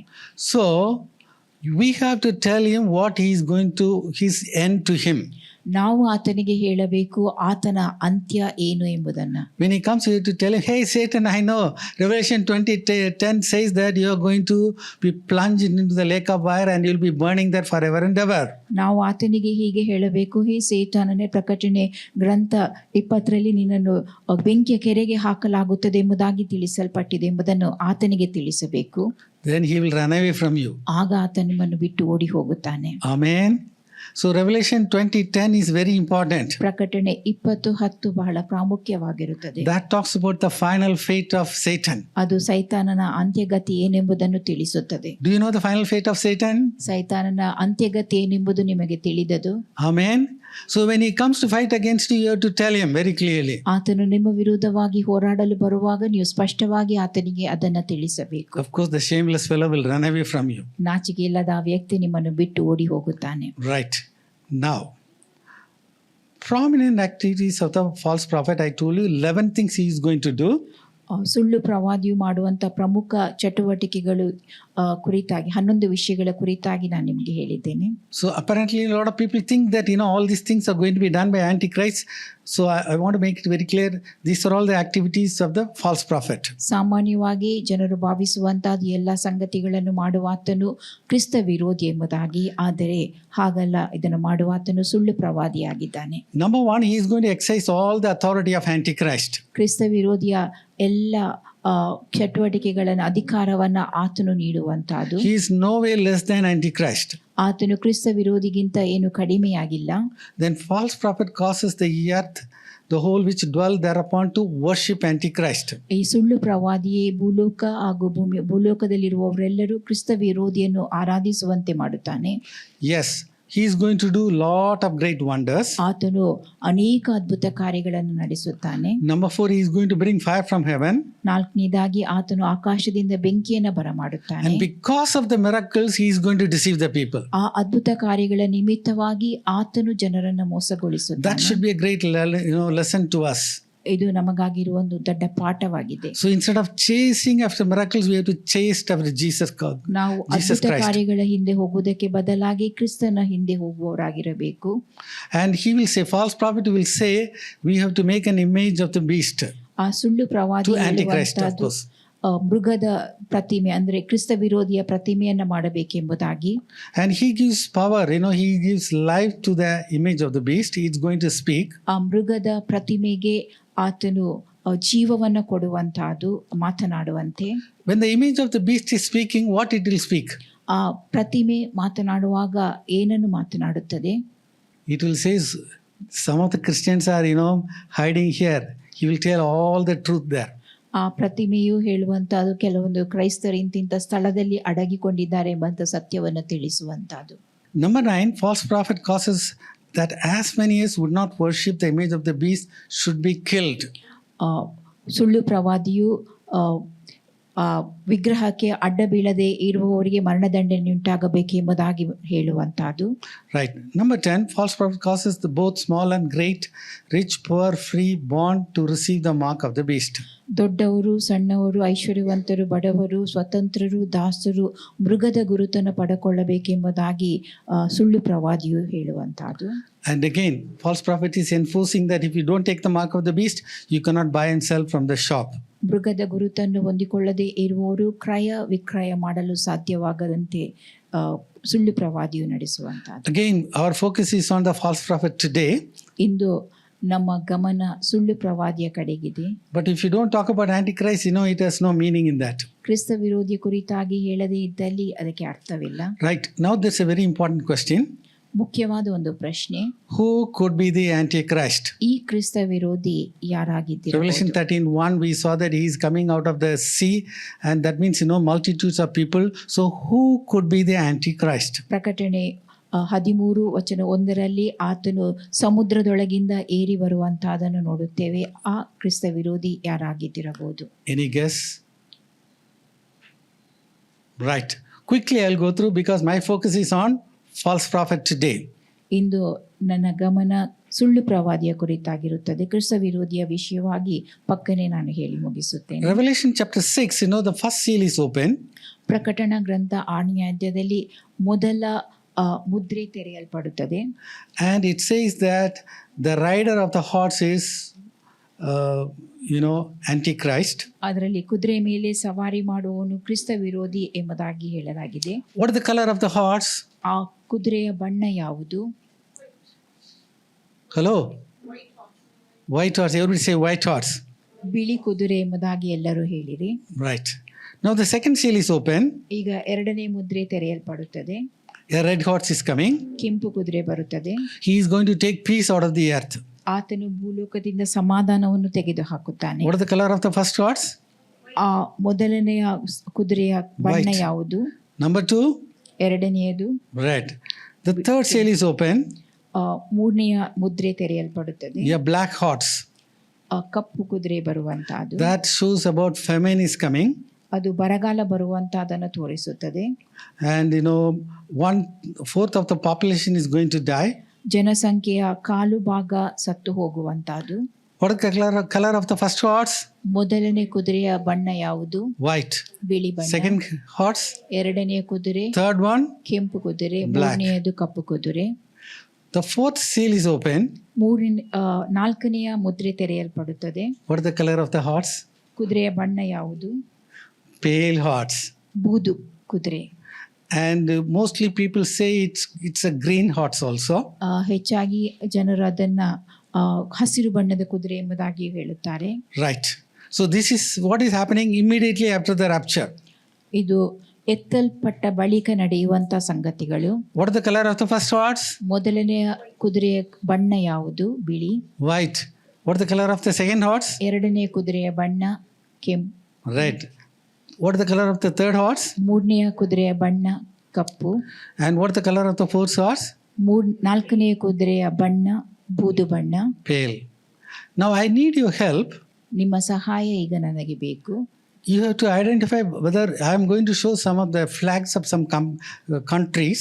ಕೆಲವೊಂದು ದೇಶಗಳ ಧ್ವಜವನ್ನು ನಾನು ನಿಮಗೆ ತೋರಿಸುತ್ತೇನೆ. You have to help me. You have to see whether all the 4 colors are there or not. ಅಲ್ಲಿ ಈ 4 ಬಣ್ಣಗಳು ಇವೆಯೋ ಇಲ್ಲವೋ ಎಂಬುದಾಗಿ ನೀವು ನನಗೆ ಸಹಾಯಿಸಬೇಕು. Ready? Ready? ಸಿದ್ಧರಾಗಿದ್ದೀರೋ? Jordan. Do you see all the 4 colors? ಈ ಎಲ್ಲ 4 ಬಣ್ಣಗಳು ಅಲ್ಲಿವೆಯೋ? It's an Islamic country. ಅದು ಇಸ್ಲಾಮಿಕ್ ದೇಶವಾಗಿದೆ. Kuwait. ಕುವೈಟ್ ದೇಶದ. Do you see all the 4 colors? ಈ ಎಲ್ಲ 4 ಬಣ್ಣಗಳನ್ನು ನೀವು ನೋಡುತ್ತಿದ್ದರು. Palestine. ಪ್ಯಾಲೆಸ್ಟೈನ್ ದೇಶದ ಧ್ವಜ. Sudan. ಸುದಾನ್ನ ಬಾವುಟ. UAE. UAE ಬಾವುಟ. Egypt. ಐಗುಪ್ತ ದೇಶದ ಈಜಿಪ್ಟಿನ ಬಾವುಟ. Iraq. ಇರಾಕ್ನ ಬಾವುಟ. All the 4 colors are there. ಈ ಎಲ್ಲಾ ದೇಶಗಳ ಬಾವುಟಗಳಲ್ಲಿ ಎಲ್ಲ 4 ಬಣ್ಣಗಳಿವೆ. It shows that Antichrist is going to come from the Islamic countries. ಇದು ಈ ಇಸ್ಲಾಮಿಕ್ ದೇಶದಿಂದ ಕ್ರಿಸ್ತ ವಿರೋಧಿಯು ಬರಲಿದ್ದಾನೆ ಎಂಬುದನ್ನು ತೋರಿಸಿಕೊಡುತ್ತದೆ. Amen. Don't be scared because we are all going in the rapture. ಭಯ ಪಡಬೇಡಿ, ನಾವೆಲ್ಲರೂ ಎತ್ತಲ್ಪಡುವಿಕೆಯಲ್ಲಿ ಹೊರಟು ಹೋಗುತ್ತೇವೆ. Revelation chapter 4 and 5, in the throne room of God, the church is there. ಪ್ರಕಟಣೆ ಗ್ರಂಥ 4ನೇ ಮತ್ತು 5ನೇ ಅಧ್ಯಾಯದಲ್ಲಿ ದೇವರ ಸಿಂಹಾಸನದ ಕೋಣೆಯಲ್ಲಿ ಸಭೆ ಇದ್ದಿರುತ್ತದೆ.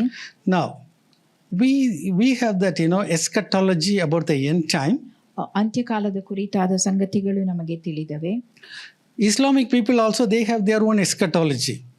ಮುಸಲ್ಮಾನರಿಗೆ ಕೂಡ ಅಂಥದೇ ಒಂದು ಸಂಗತಿಗಳಿರ್ತವೆ. Now, they say in the 12th century, the 12th Imam, he disappeared and his name was Mahdi. He is going to reappear now. 12ನೇ ಇಮಾಮ್ ಆಗಿದ್ದ ಮೆಹದಿ ಆತನು ಮತ್ತೆ ಕಾಣಿಸಿಕೊಳ್ಳಲಿದ್ದಾನೆ ಎಂಬುದಾಗಿ ಅವರು ಹೇಳುತ್ತಾರೆ. And he is going to ride a white horse. ಮತ್ತು ಆತನು ಬಿಳಿ ಕುದುರೆಯಲ್ಲಿ ಸವಾರಿ ಮಾಡಿಕೊಂಡು ಬರುತ್ತಾನೆ ಎಂಬುದಾಗಿ. Now, Revelation chapter 6, we saw that, Antichrist is going to come in the white horse.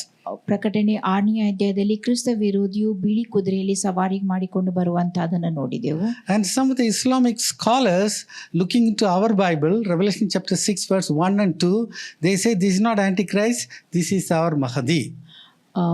ಕೆಲವೊಂದು ವಿದ್ವಾಂಸರು ಪ್ರಕಟಣಾ ಗ್ರಂಥದಲ್ಲಿ 6ನೇ ಅಧ್ಯಾಯದಲ್ಲಿ ಬರೆದಿರುವಂತಹ ಸಂಗತಿಗಳನ್ನು ನೋಡಿ ಅದು ಅವರ ಮಹದಿ ಎಂಬುದಾಗಿ ಹೇಳುತ್ತಾರೆ, ಬಿಳಿ ಕುದುರೆಯಲ್ಲಿ ಸವಾರಿ ಮಾಡಿಕೊಂಡು ಬರುವಾತನು. And again, as I told you, we have our end time eschatology. Islamic people, they have their own eschatology. ನಮ್ಮ ಅಂತ್ಯಕಾಲದ ಸಂಗತಿಗಳು ಬರೆಯಲ್ಪಟ್ಟಂತೆ ಆ ಮುಸಲ್ಮಾನರಲ್ಲಿಯೂ ಅಂತ ಸಂಗತಿಗಳು ಬರೆಯಲ್ಪಟ್ಟಿವೆ. Now Mahdi will unite the Islamic world. Mehdi ಆತನು ಮುಸಲ್ಮಾನರ ಜಗತ್ತನ್ನ ಒಂದುಗೂಡಿಸುತ್ತಾನೆ. Antichrist will take the 10 kings under his authority. ಕ್ರಿಸ್ತ ವಿರೋಧಿಯು 6 ರಾಜ್ಯಗಳನ್ನ 10 ಅರಸರನ್ನ ತನ್ನ ಪಂಗಡಕ್ಕೆ ಸೇರಿಸಿಕೊಳ್ಳುತ್ತಾನೆ. Mahdi will give silver and gold to his followers. ಮಹದಿಯು ತನ್ನ ಹಿಂಬಾಲಕರಿಗೆ ಬೆಳ್ಳಿ ಬಂಗಾರವನ್ನ ಕೊಡುತ್ತಾನೆ. Daniel 11:38 also says that Antichrist is going to give silver and gold. ದಾನಿಯೇಲನ ಪ್ರವಾದನ ಗ್ರಂಥದಲ್ಲಿಯೂ ನಾವು ನೋಡುವಂತಹದ್ದು ಬೆಳ್ಳಿ ಬಂಗಾರವನ್ನ ಕೊಡುವಂತಹದ್ದು. According to Islamic eschatology, tribulation is for 7 years. ಮುಸಲ್ಮಾನರ ಪ್ರಕಾರವಾಗಿಯೂ ಸಂಕಟದ ಸಮಯ ಅದು 7 ವರ್ಷಗಳ ಕಾಲ. We also know Bible is very clear, it is 7 years. ಸತ್ಯವೇದವು ಸ್ಪಷ್ಟವಾಗಿ ಹೇಳುವಂತಹದ್ದು 7 ವರ್ಷ ಎಂಬುದಾಗಿ. Right, I will go to the last point. ಕೊನೆಯ ವಿಷಯದ ಕಡೆಗೆ ನಾನು ಹೋಗುತ್ತೇನೆ. Right, this is the 7th one. 7ನೇ ಸಂಗತಿ. This is what the Islamic people believe. ಮುಸಲ್ಮಾನರು ನಂಬುವಂತಹದ್ದು ಇದಾಗಿದೆ. We don't believe this. ನಾವು ಇದನ್ನು ನಂಬುವುದಿಲ್ಲ. Tap your neighbor and say, come on, we don't believe that. What is that we don't believe? ಅಲ್ಲಿ ಏನಿದೆಯೋ ಅದನ್ನ ನಾವು ನಂಬುವುದಿಲ್ಲ. Because they say, yes, according to Islamic eschatology, ಮುಸಲ್ಮಾನರ ಪ್ರಕಾರವಾಗಿ Mahdi will come. ಮಹದಿಯು ಬರುತ್ತಾನೆ. Then Jesus will come.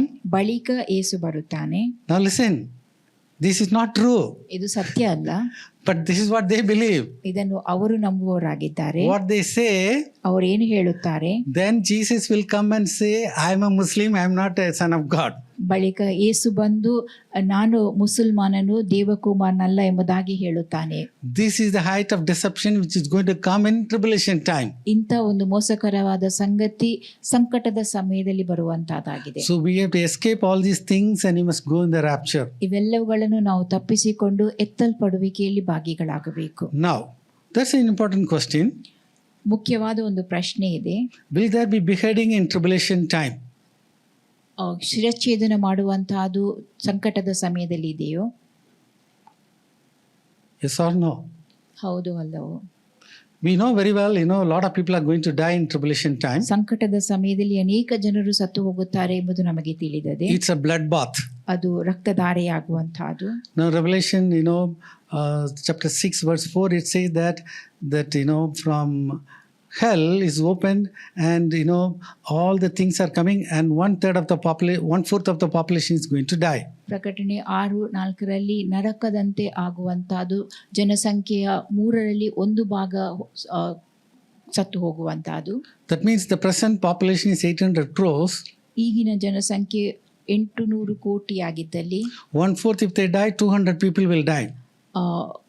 ಕಾಲು ಭಾಗ ಸತ್ತು ಹೋದಲ್ಲಿ 200 ಕೋಟಿ ಜನರು ಸಾಯುವಂತಹದ್ದು. These are all the things which never happened in the past. ಇಂಥ ಸಂಗತಿಗಳು ಈ ಹಿಂದೆ ಎಂದೂ ನಡೆಯಲಿಲ್ಲ. When the sixth trumpet is blown, ಆನೆಯ ತುತ್ತೂರಿಯು ಊದಲ್ಪಡುವಾಗ 1/3 of the population will die. ಜನಸಂಖ್ಯೆಯ 1/3 ಸತ್ತು ಹೋಗುವಂತ. Because from the 800 crores, 200 crores have already died. So remaining is 600. 800 ಕೋಟಿಯಲ್ಲಿ 200 ಕೋಟಿ ಜನರು ಈಗಾಗಲೇ ಸತ್ತು ಹೋಗಿ ಉಳಿದಿರುವಂತಹದ್ದು 600 ಕೋಟಿ ಜನರು. Out of that 1/3 will die. ಆ 600 ಕೋಟಿಯಲ್ಲಿ ಅವುಗಳ 1/3 ಸಾಯುವಂತಹದ್ದು. How many people die? ಎಷ್ಟು ಜನರು ಸತ್ತು ಹೋಗುತ್ತಾರೆ? Another 200. ಮತ್ತೆ 200 ಕೋಟಿ ಜನರು ಸತ್ತು ಹೋಗುವಂತ. By these two plagues in the fourth seal and the sixth trumpet, 50% of the population are dying. ಆನೆಯ ತುತ್ತೂರಿ, 2ನೇ ಮುದ್ರೆ, 4ನೇ ಮುದ್ರೆ ತೆರೆಯಲ್ಪಡುವಾಗ ಜನಸಂಖ್ಯೆಯಲ್ಲಿ 60% ಜನರು ಸತ್ತು ಹೋಗುವಂತಹದ್ದು. Revelation says that a river of blood is going to flow for 200 miles. 200 ಮೈಲುಗಳಷ್ಟು ಉದ್ದದ ರಕ್ತದ ನದಿ ಹರಿಯುತ್ತದೆ ಎಂಬುದಾಗಿ. Some people say, oh, these are all some fairy tale. ಇವೆಲ್ಲವೂ ಕಟ್ಟುಕತೆ ಎಂಬುದಾಗಿ ಕೆಲವು ಜನರು ಹೇಳುತ್ತಾರೆ. But these are all in the word of God. ಆದರೆ ಇವೆಲ್ಲವೂ ದೇವರ ವಾಕ್ಯದಲ್ಲಿ ಬರೆಯಲ್ಪಟ್ಟಿರುವಂತಹದ್ದು. Amen. So beheading is going to be followed in tribulation time. ಸಂಕಟದ ಸಮಯದಲ್ಲಿ ಶಿರಚ್ಛೇದನ ಉಂಟಾಗುವಂತಹದ್ದು. Who are the people they follow the system of beheading? ಶಿರಚ್ಛೇದನ ಮಾಡುವಂತ ಆ ವ್ಯವಸ್ಥೆಯನ್ನು ಹಿಂಬಾಲಿಸುವಂತ ಜನರು ಯಾರಾಗಿದ್ದಾರೆ? Islamic people. ಮುಸಲ್ಮಾನರಾಗಿದ್ದಾರೆ. Right. Now Peristone writes all these things. ಈ ಎಲ್ಲ ಸಂಗತಿಗಳನ್ನು ಪೆರಿಸ್ಟೋನ್ ಅವರು ಬರೆಯುತ್ತಾ ಇದ್ದಾರೆ. From where did they learn the practice of beheading the people? ಆ ಶಿರಚ್ಛೇದನ ಮಾಡುವಂತ ಆ ಸಂಗತಿಯನ್ನ ಎಲ್ಲಿಂದ ಅವರು ತಂದಿರುತ್ತಾರೆ? This is from the holy book called Quran. ಅವರ ಪವಿತ್ರ ಗ್ರಂಥವಾದ ಕುರಾನ್ನಿಂದ. Surah 8, 12, 13 it says, strike their heads and strikes every fingertip of them. ಅವರ ತಲೆಗಳನ್ನು, ಅವರ ಬೆರಳಿನ ತುದಿಗಳನ್ನು ಹೊಡೆಯಿರಿ ಎಂಬುದಾಗಿ. Surah 4:89 says, slay them. ಅವರನ್ನ ಸಂಹರಿಸಿರಿ ಎಂಬುದಾಗಿ ಸುರಾ 4:89 ಹೇಳುತ್ತದೆ. And Surah 47:4 it says, strikes their heads off. ಸುರಾ 47:4 ಅವರ ತಲೆಗಳನ್ನು ಹೊಡೆಯಿರಿ ಎಂಬುದಾಗಿ ಹೇಳುತ್ತದೆ. Whose head should be cut off? ಯಾರ ತಲೆಗಳನ್ನ ಛೇದಿಸಬೇಕು? Surah 5:54 says, do not take Jews and Christians for friends. ಸುರಾ 5:54 ಹೇಳುವಂತಹದ್ದು ಕ್ರೈಸ್ತರನ್ನು ಯೆಹೂದ್ಯರನ್ನು ಸ್ನೇಹಿತರಾಗಿ ತೆಗೆದುಕೊಳ್ಳಬೇಡಿರಿ ಎಂಬುದಾಗಿ. So immediately after the rapture, ಎತ್ತಲ್ಪಟ್ಟ ಬಳಿಕ ಆ ಸಮಯದಲ್ಲಿ ಕೂಡಲೇ Antichrist is going to manifest. He will be an Islamic man. He is going to take dominion of the whole world. ಕ್ರಿಸ್ತ ವಿರೋಧಿಯು ಕಂಡು ಬರುತ್ತಾನೆ. ಆತನು ಮುಸಲ್ಮಾನನಾಗಿದ್ದಾನೆ ಮತ್ತು ಇಡೀ ಲೋಕದ ಮೇಲೆ ಅಧಿಕಾರ ನಡೆಸುತ್ತಾನೆ. Beheading is going to happen. ಶಿರಚ್ಛೇದನ ನಡೆಯುವಂತಹದ್ದು ಇದ್ದಿರುತ್ತದೆ. But our Bible also confirms beheading is going to happen. ಆದರೆ ಸತ್ಯವೇದವು ಕೂಡ ಆ ಶಿರಚ್ಛೇದನ ನಡೆಯುತ್ತದೆ ಎಂಬುದನ್ನು ದೃಢೀಕರಿಸುತ್ತದೆ. Let's read Revelation chapter 20 verse 4. ಪ್ರಕಟಣೆ 20:4. And I saw thrones, and they sat upon them, and judgment was given unto them.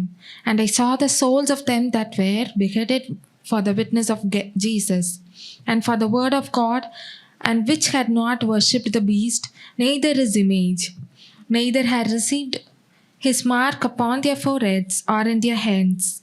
And they lived and reigned with Christ 1,000 years. Amen. Beheaded for the witness of Jesus and for the word of God. ಯೇಸುವಿನ ವಿಷಯವಾದ ಸಾಕ್ಷಿಯ ನಿಮಿತ್ತವಾಗಿಯೂ ದೇವರ ವಾಕ್ಯದ ನಿಮಿತ್ತವಾಗಿಯೂ ತಲೆ ಹುಯಿಸಿಕೊಂಡರು. Those who have not taken the mark of the beast.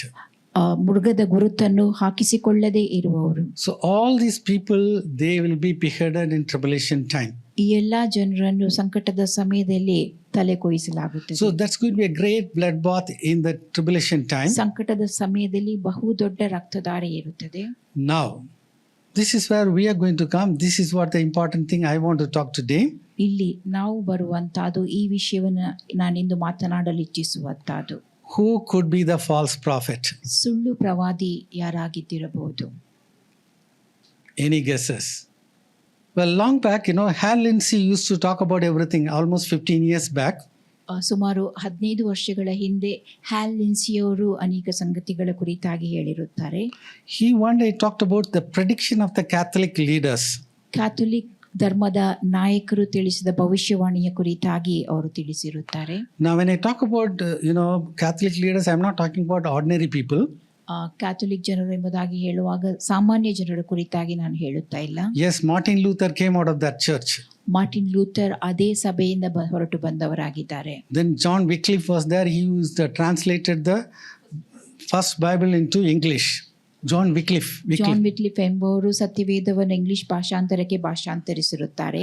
So according to these Catholic leaders, ಈ Catholic ಧರ್ಮದ ನಾಯಕರ ಪ್ರಕಾರವಾಗಿ first we'll read Pope Pius X, what he says. ಮೊದಲು ಪೋಪ್ ಪಾಯಸ್ 10 ಅವರ ವಿಷಯವಾಗಿ ಅವರು ಏನು ಹೇಳುತ್ತಾರೆ ಎಂಬುದನ್ನು ನೋಡುವ. There is a good reason to fear that coming great apostasy may be the foretaste of a defecting pontiff Pope. It will be the beginning of those evils reserved for the last days. The son of perdition mentioned in 2 Thessalonians 2:3 may already be in the world. Amen. So the Pope himself is predicting end time, the final Pope could be defecting and he'll be joining with the Antichrist. ಅಂತ್ಯಕಾಲದಲ್ಲಿ ಆ ಕೊನೆಯ pop ಅವರು ಕ್ರಿಸ್ತ ವಿರೋಧಿಯೊಂದಿಗೆ ಸೇರಿಕೊಳ್ಳುವಂತಹದ್ದು. There is a possibility that Pope is going to be the false prophet. ಪೋಪೆ ಸುಳ್ಳು ಪ್ರವಾದಿಯಾಗಿರುವ ಸಾಧ್ಯತೆ ಇದೆ. And Saint Vincent, let us read. Saint Vincent ಅವರ ಕುರಿತಾಗಿ. Just before the end of the world, an agent of Christ will become the agent of the Antichrist to gain influence in the wealth. Amen. And Francis of Assisi. There will be an invalidly elected pope. He will cause great confusion. He will cause Catholics to doubt their faith. He will accept all religions on an equal basis. There will be widespread dissent and will even deceive the very elect if the last days are not shortened. Amen.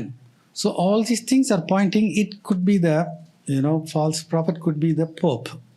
ಈ ಎಲ್ಲ ವಿಷಯಗಳು ಸುಳ್ಳು ಪ್ರವಾದಿ pop ಆಗಿರುವ ಸಾಧ್ಯತೆ ಇದೆ ಎಂಬುದನ್ನು ತೋರಿಸಿಕೊಡುತ್ತದೆ. Same thing, Archbishop Fulton Sheen also is talking about that.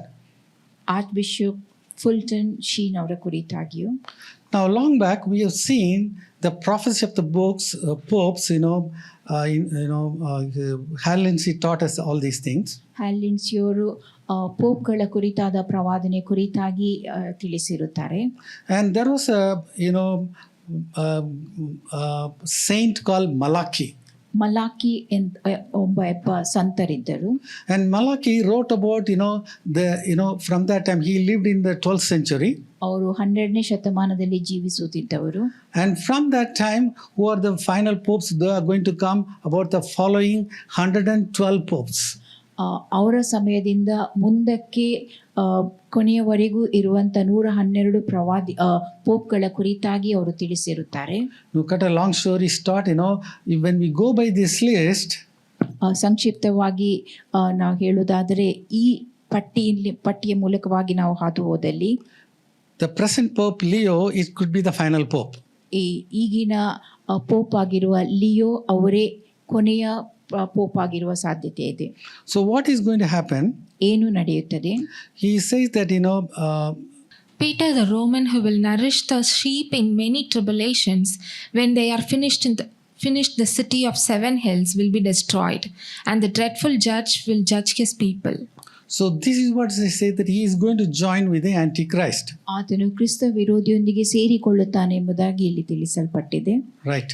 Now, another prophecy is the prophecy of William Branham. William Branham ಅವರ ಪ್ರವಾದನೆ. How many of you heard William Branham?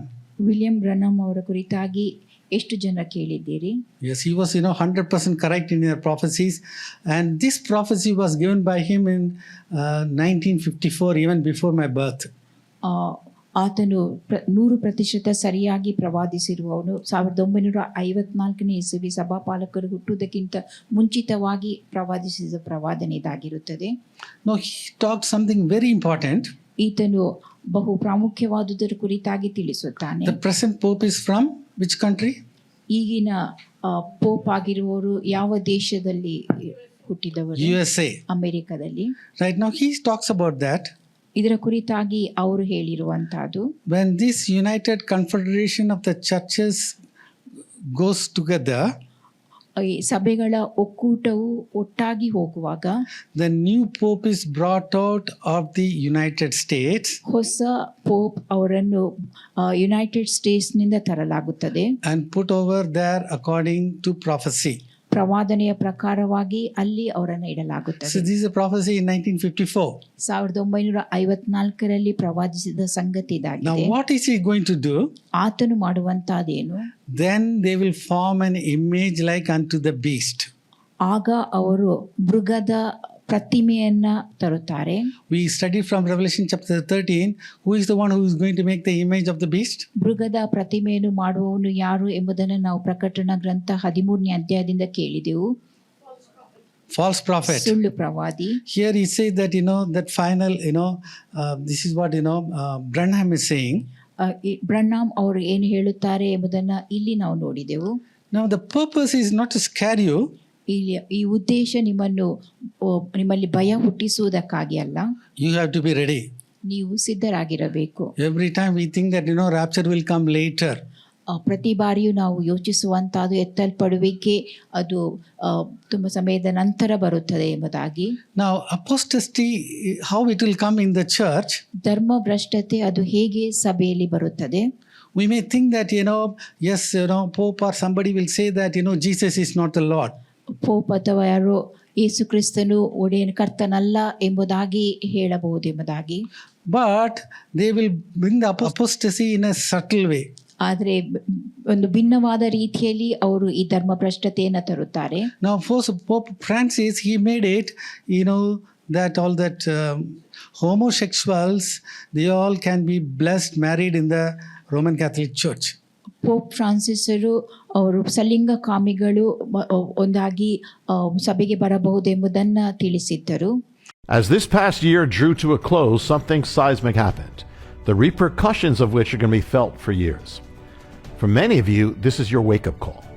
The Pope, the head of the Catholic Church, the one whom Catholic doctrine says is the vicar of Christ, Messiah's representative on earth, decreed that the Catholic Church is now to give its blessings to same-sex unions. After nearly 2,000 years of designating such things as grievous sin, which has been the stand of Christianity for 2,000 years, the Pope has decided that the Catholic Church is now going to bless these unions. Now, the official Catholic doctrine on such matters is that they are, quote, intrinsically disordered, contrary to natural law, grave depravity, and under no circumstances can they be approved or blessed. So now the Church is going to bless what it says is intrinsically disordered and grave depravity by the decree of Pope Francis. The Catholic Church's last major statement on the issue said God cannot bless sin, but now the Pope has declared that the Catholic Church apparently can bless sin. Our commandment says very clearly, no adultery. ನಮ್ಮ ದಶಾಜ್ಞೆ ಹೇಳುವಂತಹದ್ದು ವ್ಯಭಿಚಾರ ಮಾಡಕೂಡದು ಎಂಬುದಾಗಿ. But this through that apostasy, all these things are coming into the church. ಧರ್ಮ ಭ್ರಷ್ಟತೆಯ ಮೂಲಕವಾಗಿ ಈ ಎಲ್ಲ ಸಂಗತಿಗಳು ಸಭೆಯೊಳಗೆ ಬರುವಂತಹದನ್ನು ನಾವು ನೋಡುತ್ತೇವೆ. That way we have to really appreciate President Trump. President Trump ಅವರನ್ನು ನಾವು ಈ ವಿಷಯದಲ್ಲಿ ಮೆಚ್ಚಬೇಕು. On the day of ordination, he took the Bible and said it's only man and women.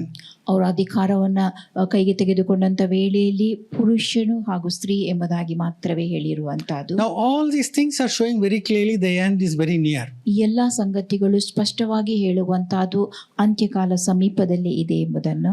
I also talked to you about this Digi Yatra. ಡಿಜಿಯಾತ್ರದ ಕುರಿತಾಗಿಯೂ ನಾನು ಈ ಹಿಂದೆ ನಿಮ್ಮೊಂದಿಗೆ ತಿಳಿಸಿದ್ದೆ. If you have this, ಇದು ನಿಮ್ಮ ಬಳಿ ಇದ್ದಲ್ಲಿ in any airport you can walk in. ಯಾವುದೇ ಏರ್ಪೋರ್ಟ್ನಲ್ಲಿ ನೀವು ನೇರವಾಗಿ ಹೋಗಲು ಸಾಧ್ಯವಾಗುತ್ತದೆ. No security can check you. ಯಾವ ಸೆಕ್ಯೂರಿಟಿಯವರು ನಿಮ್ಮನ್ನು ಪರೀಕ್ಷಿಸುವ ಅಗತ್ಯವಿಲ್ಲ. What are they doing?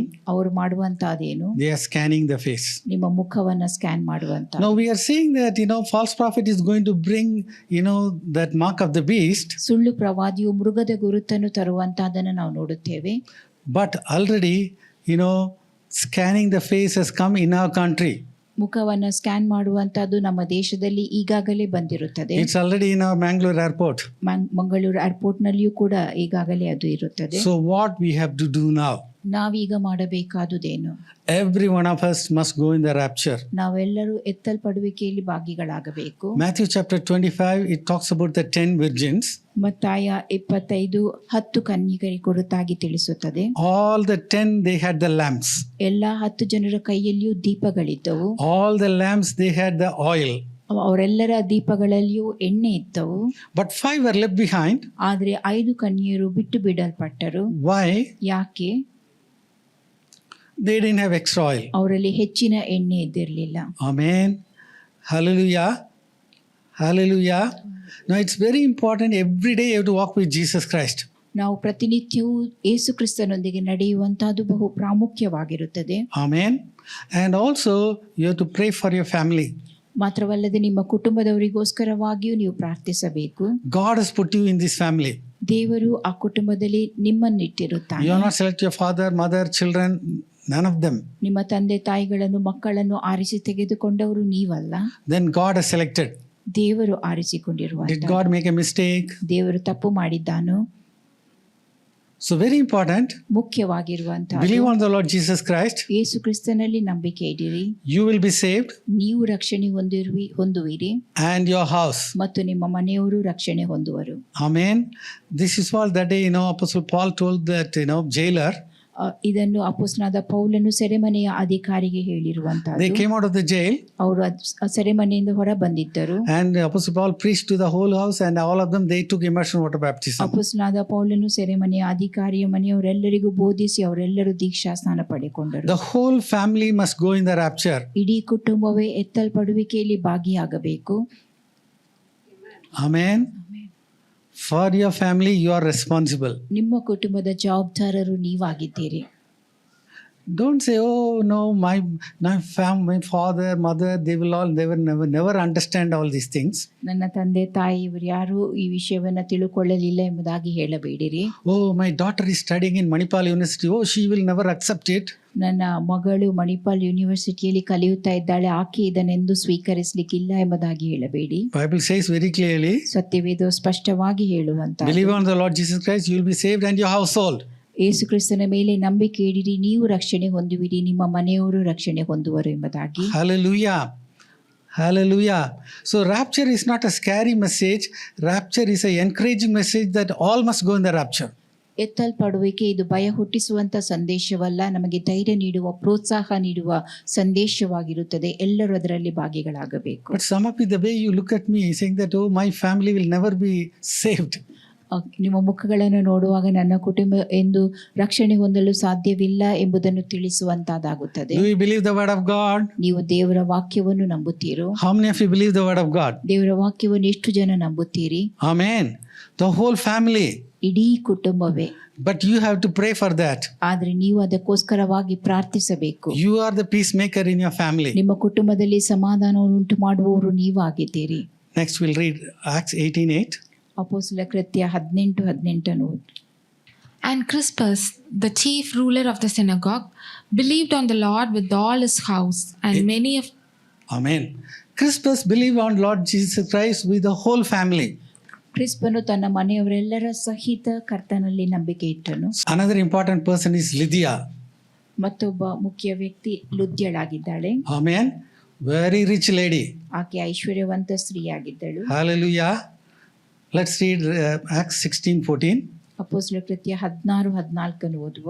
And a certain woman named Lydia, a seller of purple of the city of Thyatira, which worshipped God, heard us, whose heart the Lord opened, that she attended unto the things which were spoken of Paul. Lydia's heart was opened by God.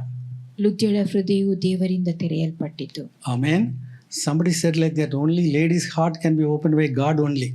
ಯಾರು ಹೇಳುವಂಥದ್ದು ಸ್ತ್ರೀಯರ ಹೃದಯ ಮಾತ್ರವೇ ದೇವರಿಂದ ತೆರೆಯಲ್ಪಡುವಂತ. But she did a very powerful thing. ಆಕೆ ಒಂದು ಬಲವಾದ ಕಾರ್ಯವನ್ನು ನಡೆಸಿದಳು. When she was baptized along with her household. ಆಕೆ ತನ್ನ ಮನೆಯವರೆಲ್ಲರ ಸಂಗಡ ದೀಕ್ಷಾ ಸ್ನಾನ ಪಡೆಕೊಂಡಳು. Amen. She got a great influence. ಆಕೆಯ ಪ್ರಭಾವ ಬಹಳವಾದದ್ದಾಗಿತ್ತು. It is not the whole family was saved. ಇಡೀ ಕುಟುಂಬ ರಕ್ಷಣೆ ಹೊಂದಿದ್ದು ಮಾತ್ರವೇ ಅಲ್ಲ, The whole family was taking immersion water baptism. ಇಡೀ ಕುಟುಂಬ ದೀಕ್ಷಾ ಸ್ನಾನವನ್ನು ಮಾಡಿಸಿಕೊಂಡಿರುವಂತ. Joshua said, ಯೆಹೋಶುವನು ಹೇಳಿದ್ದು, as for me and my house, we will serve the Lord. ನಾನು ನನ್ನ ಮನೆಯವರು ಯೆಹೋವನನ್ನೇ ಸೇವಿಸುವೆವು. My whole family will serve the Lord. ನನ್ನ ಇಡೀ ಮನೆಯವರೆಲ್ಲರೂ ಯೆಹೋವನನ್ನು ಸೇವಿಸುವೆವು. Amen. Hallelujah. Do you believe this? From where did Joshua learn this truth? ಈ ಸತ್ಯತೆಯನ್ನು ಯೆಹೋಶುವನು ಎಲ್ಲಿಂದ ಕಲಿತುಕೊಂಡನು? You have to ask Joshua only. ನೀವು ಯೆಹೋಶುವನನ್ನು ಮಾತ್ರವೇ ಕೇಳಬೇಕು. But probably he would have studied about Abraham. ಆತನು ಅಬ್ರಹಾಮನ ಕುರಿತಾದ ವಿಷಯವನ್ನು ಆತನು ಅಭ್ಯಸಿಸಿರಬಹುದು. Let's read Genesis 18:19. ಆದಿಕಾಂಡ 18:19 ಓದುವ.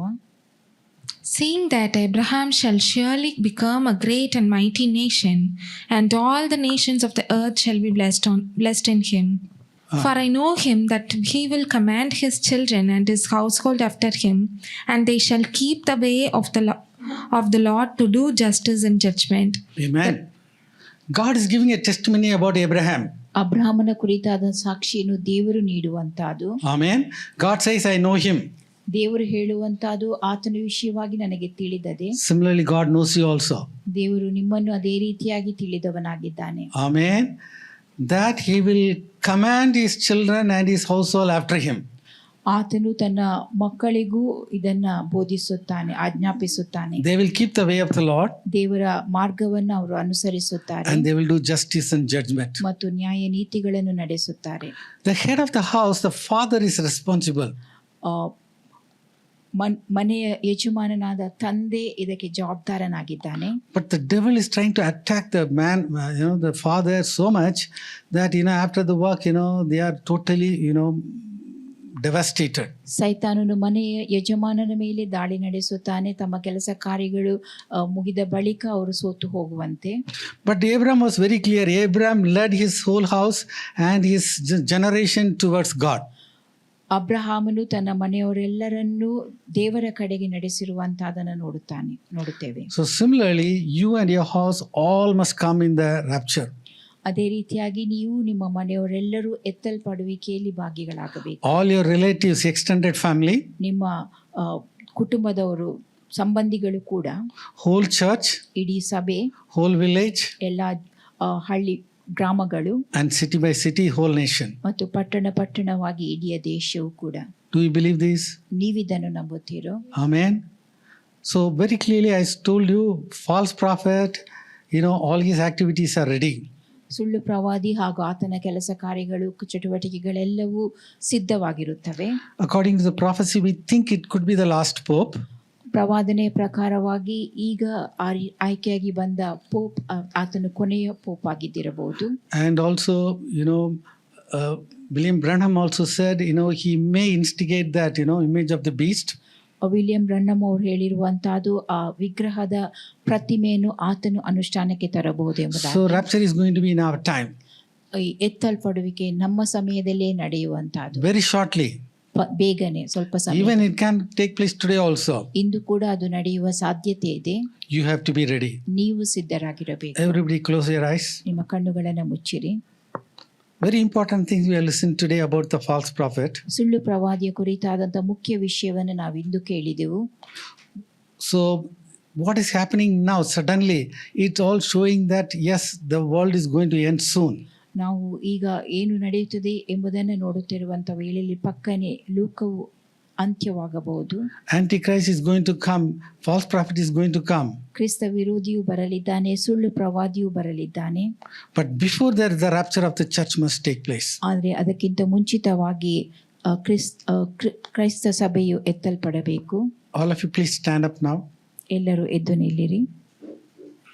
We have heard so many scriptures saying that you are responsible for your family. ನಿಮ್ಮ ಕುಟುಂಬಕ್ಕೆ ನೀವು ಜವಾಬ್ದಾರರು ಎಂಬಂತ ಅನೇಕ ವಾಕ್ಯಗಳನ್ನು ನಾವು ಕೇಳಿದೆವು. So all of you lift your hands and pray for your family. ಎಲ್ಲರೂ ನಿಮ್ಮ ಕೈಗಳನ್ನೆತ್ತಿ ನಿಮ್ಮ ಕುಟುಂಬಕ್ಕೋಸ್ಕರವಾಗಿ ಪ್ರಾರ್ಥಿಸಿರಿ. Yes, all my family, I am responsible. They must go in the rapture. ನನ್ನ ಕುಟುಂಬದ ಜವಾಬ್ದಾರಿಕೆ ನನ್ನದಾಗಿದೆ, ಅವರೆಲ್ಲರೂ ಎತ್ತಲ್ಪಡುವಿಕೆಯಲ್ಲಿ ಭಾಗಿಗಳಾಗಬೇಕು. As Abraham commanded his children and the household, ಅಬ್ರಾಹಮನು ತನ್ನ ಮನೆಯವರಿಗೂ ತನ್ನ ಕುಟುಂಬದವರೆಲ್ಲರಿಗೂ ಆಜ್ಞಾಪಿಸಿದಂತೆ you are responsible for your family. ನಿಮ್ಮ ಕುಟುಂಬಕ್ಕೆ ನೀವು ಜವಾಬ್ದಾರರಾಗಿದ್ದೀರಿ. Based on the scripture, if you pray, God is going to do a great miracle. ಈ ವಾಕ್ಯಾನುಸಾರವಾಗಿ ಅದ್ಭುತವನ್ನು ಮಾಡುವುದಕ್ಕೋಸ್ಕರವಾಗಿ ನೀವು ದೇವರನ್ನು ಬೇಡಿಕೊಂಡಲ್ಲಿ All the impossible things are going to happen. ಎಲ್ಲ ಅಸಾಧ್ಯವಾದ ಸಂಗತಿಗಳು ನಡೆಯುತ್ತವೆ. All of you lift your voice and pray right now. ಎಲ್ಲರೂ ನಿಮ್ಮ ಸ್ವರವೆತ್ತಿ ಪ್ರಾರ್ಥಿಸಿರಿ. Yes, me and my house will serve the Lord. ನಾನು ನನ್ನ ಮನೆಯವರು ಯೆಹೋವನನ್ನೇ ಸೇವಿಸುವೆವು. As Joshua said, yes, we'll also say that. ಯೆಹೋಶುವನು ಹೇಳಿದಂತೆ ನಾವು ಕೂಡ ಅದನ್ನು ಹೇಳುವ. If some are not walking in the way of the Lord, yes, we are going to pray for them. ಇನ್ನು ಕೆಲವರು ದೇವರ ಮಾರ್ಗದಲ್ಲಿ ನಡೆಯದೆ ಹೋದಲ್ಲಿ ನಾವು ಅವರಿಗೋಸ್ಕರವಾಗಿ ಪ್ರಾರ್ಥಿಸುತ್ತೇವೆ. The effectual fervent prayer of a righteous man availeth much. ನೀತಿವಂತರ ಅತ್ಯಾಸಕ್ತಿಯುಳ್ಳ ಪ್ರಾರ್ಥನೆಯು ಬಹು ಬಲವುಳ್ಳದ್ದಾಗಿದೆ. You are the righteous person. ನೀವೇ ಆ ನೀತಿಯ ಮನುಷ್ಯ. You have to pray. ನೀವು ಪ್ರಾರ್ಥಿಸಬೇಕು. Things are going to change. ಸಂಗತಿಗಳು God ಬದಲಾಗುತ್ತವೆ. is a God of resurrection. ದೇವರು ಪುನರುತ್ಥಾನದ ದೇವರಾಗಿದ್ದಾನೆ. And the blood of Jesus Christ was shed for all the people. ಯೇಸು ಕ್ರಿಸ್ತನ ರಕ್ತವು ಎಲ್ಲಾ ಜನರಿಗೋಸ್ಕರವಾಗಿ ಸುರಿಸಲ್ಪಟ್ಟಿದೆ. Loving Heavenly Father, Lord, we thank you for the wonderful day you master. ಪರಲೋಕದ ಪ್ರಿಯ ತಂದೆ, ಈ ಅದ್ಭುತವಾದ ದಿನಕ್ಕೋಸ್ಕರವಾಗಿ ನಿನಗೆ ಕೃತಜ್ಞತೆ ಸಲ್ಲಿಸುತ್ತೇವೆ. Lord, we see from the word of God and the prophecy that end is going to come very soon. ದೇವರ ವಾಕ್ಯದಿಂದಲೂ ಪ್ರವಾದನೆಯಿಂದಲೂ ನಾವು ನೋಡಿರುವಂತಹದ್ದು ಅಂತ್ಯವು ಬೇಗನೆ ಬರಲಿದೆ ಎಂಬುದನ್ನು. Before the rapture of the church is going to take place. ಅದಕ್ಕಿಂತ ಮುಂಚಿತವಾಗಿ ಸಭೆಯ ಎತ್ತಲ್ಪಡುವಿಕೆ ನಡೆಯುವಂತಹದ್ದು. Lord, we pray for every one of them here, Master. ಇಲ್ಲಿರುವ ಪ್ರತಿಯೊಬ್ಬೊಬ್ಬರಿಗಾಗಿ Lord, we ಪ್ರಾರ್ಥಿಸುತ್ತೇವೆ. pray for all those who are listening in the online also. Online ನಲ್ಲಿ ವೀಕ್ಷಿಸುವವರಿಗೋಸ್ಕರವಾಗಿಯೂ ಪ್ರಾರ್ಥಿಸುತ್ತೇವೆ. Let them take responsibility for the whole family. ತಮ್ಮ ಇಡೀ ಕುಟುಂಬದ ಜವಾಬ್ದಾರಿಕೆಯನ್ನು ಅವರು The ತೆಗೆದುಕೊಳ್ಳುವಂತಹ whole family must go in the rapture. ಇಡೀ ಕುಟುಂಬವೇ ಎತ್ತಲ್ಪಡುವಿಕೆಯಲ್ಲಿ ಭಾಗಿಯಾಗಬೇಕು. You are coming back for a holy church without a spot or a wrinkle. ಯಾವ ಕಳಂಕ ಯಾವ ಸುಕ್ಕು ಇಲ್ಲದ ಪರಿಶುದ್ಧ ಸಭೆಗೆ ನೀನು ಹಿಂತಿರುಗಿ ಬರಲಿದ್ದೀ. Lord, let us be the holy people every day, Master. ನಾವು ಪ್ರತಿನಿತ್ಯವೂ ಪರಿಶುದ್ಧರಾದ ಜನರಾಗಿರುವಂತೆ ಮಾಡು. On that day, let the whole family and the relatives all be raptured, O God. ಆ ಕುಟುಂಬದಂದು ನಮ್ಮ ಮನೆಯವರೆಲ್ಲರೂ ಸಂಬಂಧಿಗಳು ಎಲ್ಲರೂ ಎತ್ತಲ್ಪಡಬೇಕು. Lord, we give you all the glory, honor, everything. ಘನಮಾನವೆಲ್ಲವನ್ನು ನಾವು ನಿನಗೆ ಸಲ್ಲಿಸುತ್ತೇವೆ. In the wonderful name of Jesus we pray. ಯೇಸುವಿನ ಅದ್ಭುತವಾದ ನಾಮದಲ್ಲಿ ನಾವು ಪ್ರಾರ್ಥಿಸುತ್ತೇವೆ. Amen. Amen. Amen. Amen. Please be seated. What a friend we have in Jesus. All our sins and griefs to bear. What a privilege to carry everything to God in prayer. Oh, what peace we often forfeit.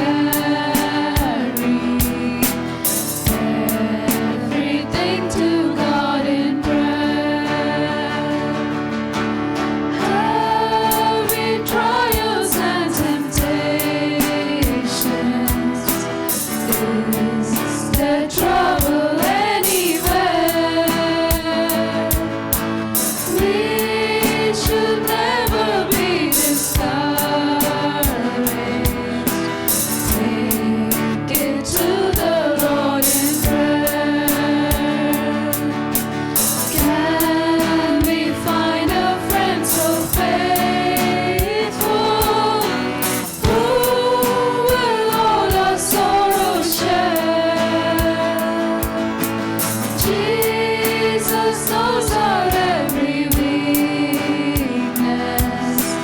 Take it to the Lord in prayer. All be weak and heavy laden, cumbered with the load of care. Precious Savior, still our refuge. Take it to the Lord in prayer. Do thy friends despise forsake thee? Take it to the Lord in prayer. In his arms he'll take and shield thee. Thou wilt find a solace there. Thou wilt find a solace there. All right, we'll have the closing prayer. Precious Father, Lord God, you are so good to us, O Lord God. Thank you for bringing us all together as a family to worship you, Lord God. Father, thank you for your great plans, your purposes, O Lord God. You know the plans you have for us, O Lord God. As we heard, O Lord, the world, it is going towards such a time of trouble, tribulation, O Lord God. You've revealed things from your word, O Lord, long before, O Lord, long before. And God, you have prepared us, the church, O Lord God, to be able to be as your representatives on this earth, O Lord God. As we read even this morning, O Lord God, there is freedom through Christ and freedom in your spirit to live as your children. And we are the letter to the world, O Lord God. In this Amen. dying world, we pray, God, we will be the sweet savor of Christ to everybody we come across. Father, because the time is so short, O Lord God. Help us to be that point of light and salt where you have placed us.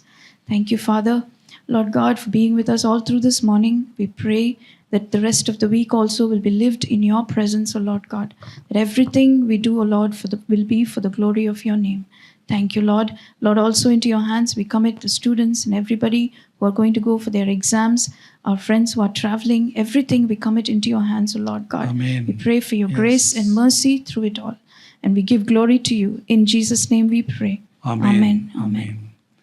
Now unto him who is able to keep us from falling, our Lord Jesus Christ, who is the coming King, the love of the Father, the fellowship of the Holy Spirit, be with us now and forevermore.